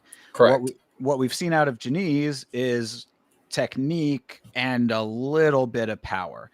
That's the problem here. I'm a little bit torn on this fight because Janice is definitely a more technically minded, I would say. I mean, Mhm. kickboxing is definitely his strong suit, and he'll do that. But it was a whole lot of kickboxing to a decision with our buddy Guzzi, and I mean, that does not scream elite to me. Now, of course, heavyweight is its own animal altogether, anyway. So you kind of throw all of your traditional perceptions out the window, but this is the division where a guy like Pinto with less technique could catch the shot and put him out. And we've seen him put out before. I mean, granted, the circumstances were different, but Pinto's got some pretty heavy hands. So, I mean, yeah, I'm on the fence about this. Pinto's, he's rocking with the O as well. And that it seems like if there's anybody who has a target on the O, it should be a guy like him because, with the circumstances that I was just outlining there, an undefeated fighter is going to get checked, especially at heavyweight. Somebody's going to be able to do it. Is Janice going to be the guy?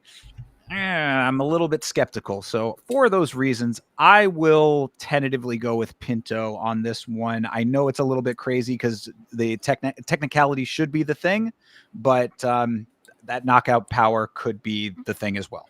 I think, you said that it's not too impressive for Janice to be able to kickbox for 3 rounds around the outside. Now, he is 34, but, heavyweights and the ages don't really correlate too much. I think it actually is very impressive that he is a heavyweight kickboxer that can do it for 3 rounds. I mean, look at somebody like Surreal Gone. Ain't nothing different than that right there. If he can dance on the outside and he's a heavyweight and you're just gonna have a big fat slob on the end of you that you can just punch for 3 to 5 rounds. I'm all for it. But the fact is, Denise, we've already seen you get taken down by Tybura and just again destroyed. So, Well, and my point was not that it's not impressive that he can kickbox for 3 rounds. That's fine. It was that he had to do it against Guzzi. That's the that dude issue. was on PEDs. Let's be reminded. It is a good point as well. It is a good point as well. So, I mean, take all of those things and swirl them around in your brain, and there is a conclusion in there somewhere. I think that really what this all boils down to for me is just that I don't have a ton of faith in Pinto. Yeah, And I that's don't the either. issue. That's why I would probably take Janice on this one. And understandable, but I do think that power could win out here. So if he's able to land that shot, then early night for him. Yeah, hopefully. We'll see. So there's your difference. And as always, people, we are streaming to 2 separate channels here. Myself on Yama, Chase on his channel. Like the video that you think has the better takes from that person. Hell yeah. On down the card here, Ricardo Ramos versus Khan Offley. Offley is one of our tough gentlemen. I'm correct about that, right? Yes, you are. So expect him to miss weight potentially. Yeah, well, I mean, it's certainly checking out based on your crack research there, Chase. Yes. But that aside, until we find that out, just on paper at least, what are you thinking about this? I actually would take the dog money on this one because I've never been sold on Ricardo Ramos and Khan O'Fly. I feel like might have an opportunity coming for him. If he can beat this dude who's not necessarily the greatest, it could get him in the win column. Plus, winning at a dog, it makes it seem more impressive. I think Khan should get this done. Like I said, watch out for him to miss weight, and we'll see if he's going to go ahead and take a dub here. All right, well, we will differentiate on this one as well. Ricardo Ramos is a veteran. This is a classic veteran versus new guy. I mean, dude who also, if you recall, lost on The Ultimate Fighter and still ended up in the organization. Does not bode well, in my opinion. Lost, I believe, inside the organization as well, unless this is his first one. But I think that I might be thinking of the finale fight. It was the finale, yeah. Yeah, so I mean... Oh, no, sorry. He lost to Naimov, Muhammad Naimov. Okay, I see. I thought I remembered a loss in there as well. So yeah, I'm thinking that veteran skill is going to weigh out here. Khan is explosive. Like, he does have good cardio, and he is going to go after it. Like, this will probably be a really grindy fight, but I think that that veteran savviness will reign out. Ricardo Ramos has been around for a very long time, and yeah, not necessarily the greatest, but I'd say better. All right, well then there you go. All right. Well, if nothing else on that, then we'll move on. Lucas Almeida versus Michael Aswell. The underdog. The Shark. Yeah. No, sorry. No, that's different. That's Mark Twain's. Mike Aswell is the dude who has the chin made of granite. If you recall, he's the dude that who's he fighting? He fought the dude, the heavy striker guy. We were just talking about him. No damn fucking it. idea. Oh my god. Abdul Malik. No. It was these are featherweights. Holy shit! Yeah, that's a terrible guess. Damn it! Yeah, just go ahead and double check real quick. Yeah. Sorry. Blagioki. That's nice. Pardon me. Sorry, I forgot that. But yes, Blagioki worked him over with the striking, but he is a powerful striker. But Aswell taking every shot like a goddamn champion. Of course, Almeida, not exactly that level of striker. We're gonna have to see what Aswell's ground game is like. I actually disagree with you. This is going to be Lucas Almeida getting a knockout because I think if you recall, you were questionable if it was Michael Aswell having a great chin or if Blagioki just can't crack. True. And I think this is going to be a case where Lucas Almeida as dog money right here is pretty nuts because Michael Aswell only showed you that he can get punched in the face.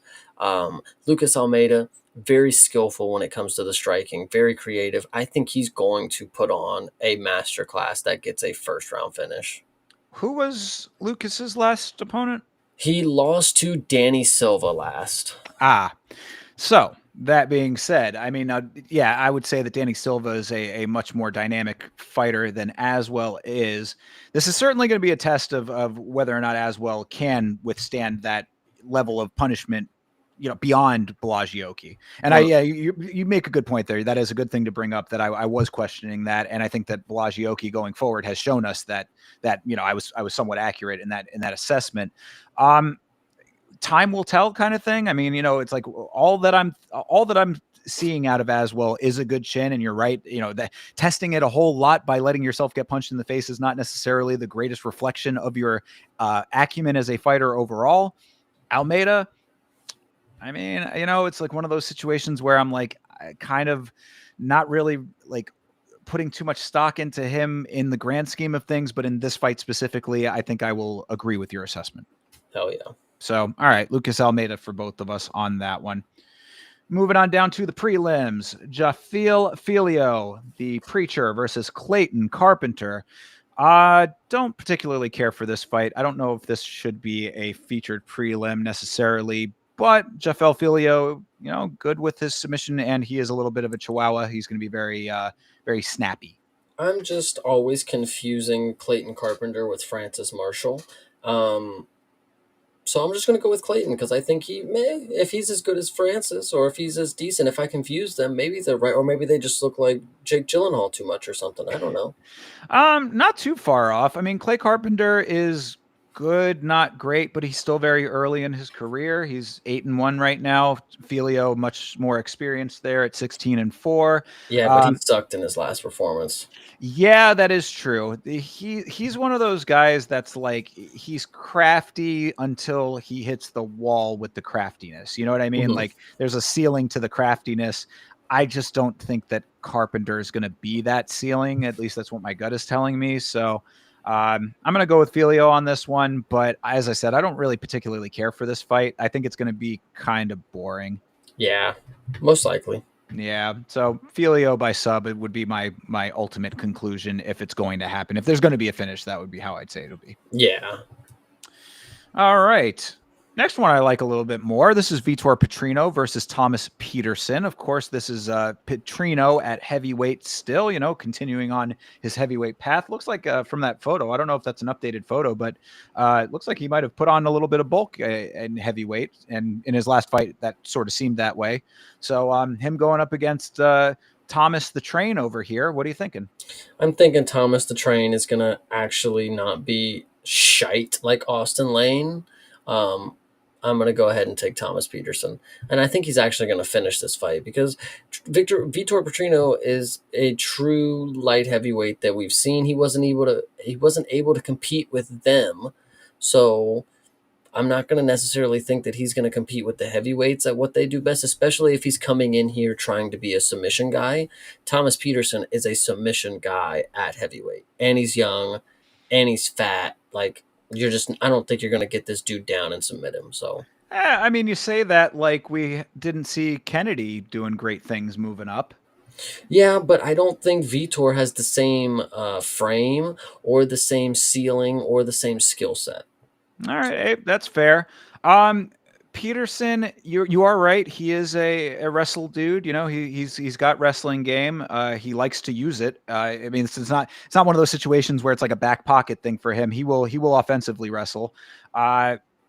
Petrino decent with that though, and decently powerful. I'm going to go with Petrino on this one, man. I think that the heavyweight move is the right move for him. I had said that in the last fight. He looked pretty decent at heavyweight to me. I said, we do still need to see if the move up is going to be the thing or if he's just a dud overall. But got to win at heavyweight already. Peterson, I think he's got enough of a ground game to negate Peterson's wrestling if he tries to make that his game plan. And I think that there's probably enough power there that he can get by. Something tells me that this is going to be a decision. Decision? Yeah, probably. It's heavyweights. We normally get those these days somehow, some way. Yeah, well, and that's the thing. These guys are that. You know what I'm saying? Like that class and caliber of heavyweight like screams to me from this. So if there's plus money on this fight going the distance, that might be the move for me. Hell yeah. But yeah, I will take Petrino. Oh God. All right. Yes. Moving on down the line here. Bia Mesquita versus Irina Alekseeva. Bia Mesquita, I believe, is making her debut in the UFC. She is holy shit, minus Whoa, 750 for a fucking debut. I mean, oh I guess, my God, for somebody we don't even know who she is. Yeah, what's the backstory here? Wait a minute. So the last win before the last win before she got a knockout was a DQ by a legal knee. Wow. So technically she got her ass whooped. Then the person got disqualified, and then she came and knocked somebody out. Now she's a minus 750 against. All right, Alexiva sucks. Yeah, I give I you mean, that. that's Uh, what I was just going to say. I mean, really, it doesn't. The strength of the line is coming off of the Alexiva side. It's not necessarily the newcomer. yeah, true, but she is a little game. I kind of liked her in her last fight. She kind of just ran forward and threw punches, and she got beat by that Claudia woman that you said was really bad. Igula, yes. Now that you're saying that, yeah, I think that was the fight that I was saying. Like, it's unfortunate when, if I recall, that she got cut, and it was I was saying that like the optics of that fight were like a big factor in it. It wasn't necessarily. I mean, she did lose the fight, but like it wasn't necessarily like it was a knockdown drag out on one side. It Mhm. was it was more of a brawl than the numbers would lead you to believe. So yeah, I mean, Alex Siva for what plus 475? Throw a straight on it. On women's MMA, I'll take that all day. Yeah, I was for a newcomer coming in at that kind of a price tag. Yeah, I would if you're gonna bet on it at all, go for a straight on the dog, and if not, just sit back and watch. Not betting on no damn mosquito. She could there. That could be a cool nickname though. If she wins the fight, she'd be the Bia the mosquito mosquita. There you go. I I like did. it. I did. It does kind of slap. All right. Next up is Lucas Roca versus Stuart Nickel. Who gives a fuck? I Oh was gonna god. say, They're flyweights, but they're the bottom tier of the flyweights that we care about. So is Nickel a dude who is just coming in off of Contender Series not too long ago? I want to say, maybe I'm right. no, he had he had his debut and got submitted by Jesus Aguilar. Ah, well, that doesn't scream very confident, does it? He came from a promotion called Beatdown Promotions. And funny enough, he competed in the second, third, fifth, and sixth iteration of Beatdown Promotions. Guarantee you, Beatdown Promotions was in somebody's backyard. And well, yeah, I mean, look, he's from Australia. You can definitely take a guess if it was Dan Hooker's or not. Yeah, there you go. I mean, Roca coming in with a 17-2 record here. I think that experience is definitely going to be a big factor with all of that. Now, I mean, Roca definitely not a name that's setting the world on fire either. As you said, this is low Got level. subbed to Clayton Carpenter. Yeah, all right. I mean, that. I guess that is a good point. I don't know. What do you think? I'm gonna take Roca just because he's a Muay Thai guy on paper, but I can tell you that I don't remember him being a Muay Thai guy from watching him. So, Yeah, Muay Thai in name only. I would suspect. I will take him as well off of strength of depth of record, mhm. but this could be another. I mean, if Stuart Nickel is only 8-1. I mean, this could be another resume builder here. I mean, one that if he's that early in his career, there still is time to be like, oh, he started off one way, but now he's really coming into his own. So I'm gonna need to see that before I put anybody in a category like that. So Stuart Nickel, prove me wrong, but until I get that proof, I'm gonna go with Roca. Yeah, we're taking Roca for sure. Yeah. All right, so this is one that there was some conversation. Shout out to my buddy E Money J, the big betting man. Walter Walker versus Mohammed Usman. Now, my buddy E Money J came in saying Mohammed Usman dominated Hamdi, bro. This was a dominant performance from Mohammed Usman. Like, we didn't see Mohammed Usman sucking in 17 fights before that. Now, you're saying that you're going to take the strength of that performance and put it up against the heel hook legend Walter Walker, and that's supposed to be how I'm supposed to look at the fight too? Not a chance in hell. Walter Walker all day long, and I don't even care if he gets the heel hook or not. I just know that Muhammad Usman, I'm not sold based on a win over Hamdi. Well, I am a not big believer in the numbers. If this dude has gotten three heel hooks in a row, a very unorthodox, a very hard submission to get. If he's done it three times in a row, surely he's not going to get four. What I will say is when I saw Muhammad Usman's name get attached to a fight with Walter Walker, I did immediately say, you may as well give him the fourth heel hook in a row because this guy is not going to stop it. I believe that this is actually fifth or would be fifth. I think he has four. No, it's No, three. is it three? Three? Yeah. Really? Oh, okay. I thought it was four. Anyway, all right, fair enough. But yeah, I mean, I would agree. I mean, look, the same move that worked in his last fight to get that heel hook, that crazy drop move that he does, Muhammad Usman's ripe for it. He's slow. He's plotty. He's not a dynamic heavyweight. He's got so much muscle on the frame. Another dude, he's big for nothing. And so it's like a win over Hamdi. Yeah, I mean, he certainly did win that fight. He definitely took the fight to him because he knew that he could. Hmm. Hamdi let him do it. I mean, like Walter Walker is going to go out there in a way that Muhammad Usman's going to get flustered by. It's going to be a fight like that Muhammad Usman has not had before. He's used to guys being plotty as well. He's used to the Thomas Petersons of the world. So, yeah, I mean, I think Walter Walker is a slam dunk on this one. Minus 330 rings so true to me. It's a little bit hefty of a price tag for for a straight or anything like that, but I think that Walter Walker is definitely parlay worthy here. Yeah, 100%. All right. Next up is Julia Pilastri versus Karolina Kowalkiewicz, who how she's still kicking around this sport is crazy to me. She's been around forever, ever. This might even be one of her last fights, I would think. Probably, and I'm gonna go ahead and say that Pilastri is gonna get this dub. I'm not the biggest fan of her. I will admit she is very attractive. You'll definitely notice that in this fight when she gets on. But what you will be able to notice is that she lost 3 rounds to Lupe Godinez, but in the third round, she actually looked like she was still game to fight. So what I would like to say is no matter what, Pilastri is going to be able to put on a winning performance, whatever round it has to be, and she's going up against somebody who's 39. I think this is going to be the coming out party for Pilastri. They had to have noticed after the performance with the Godinez that like people are interested in her. Like she's got a little aura to her, nicknamed Psycho. I mean, we got to see what that's about, you know. So I think this is an easy one for Pilastri. Yeah, I agree. I do remember what you're talking about there, Pilastri. She is a scrapper. I wouldn't say that she's necessarily like 100% technical phenom in any regard. Obviously, that's why Lupe was able to do what she did. But she is game definitely. She's gonna bring it to her. We were just talking about Yana Santos earlier. Carolina is not that. You know what I mean? She's not one of those women who has grown into the sport and it is, improving fight over fight, even in later stages. She's always been pretty spotty. She's always been checkerboard, very much a candy cane record. I think this is probably going to be, as you described, a pretty solid win for Pilastri and probably among the last Kowalkiewicz fights that we're gonna see. Hell yeah. Kavalkevich, I guess is how you pronounce it. But either way, I think that Kowalki talkie. yes, Miss Walkie Talkie is going to be shut off There after we this go. one.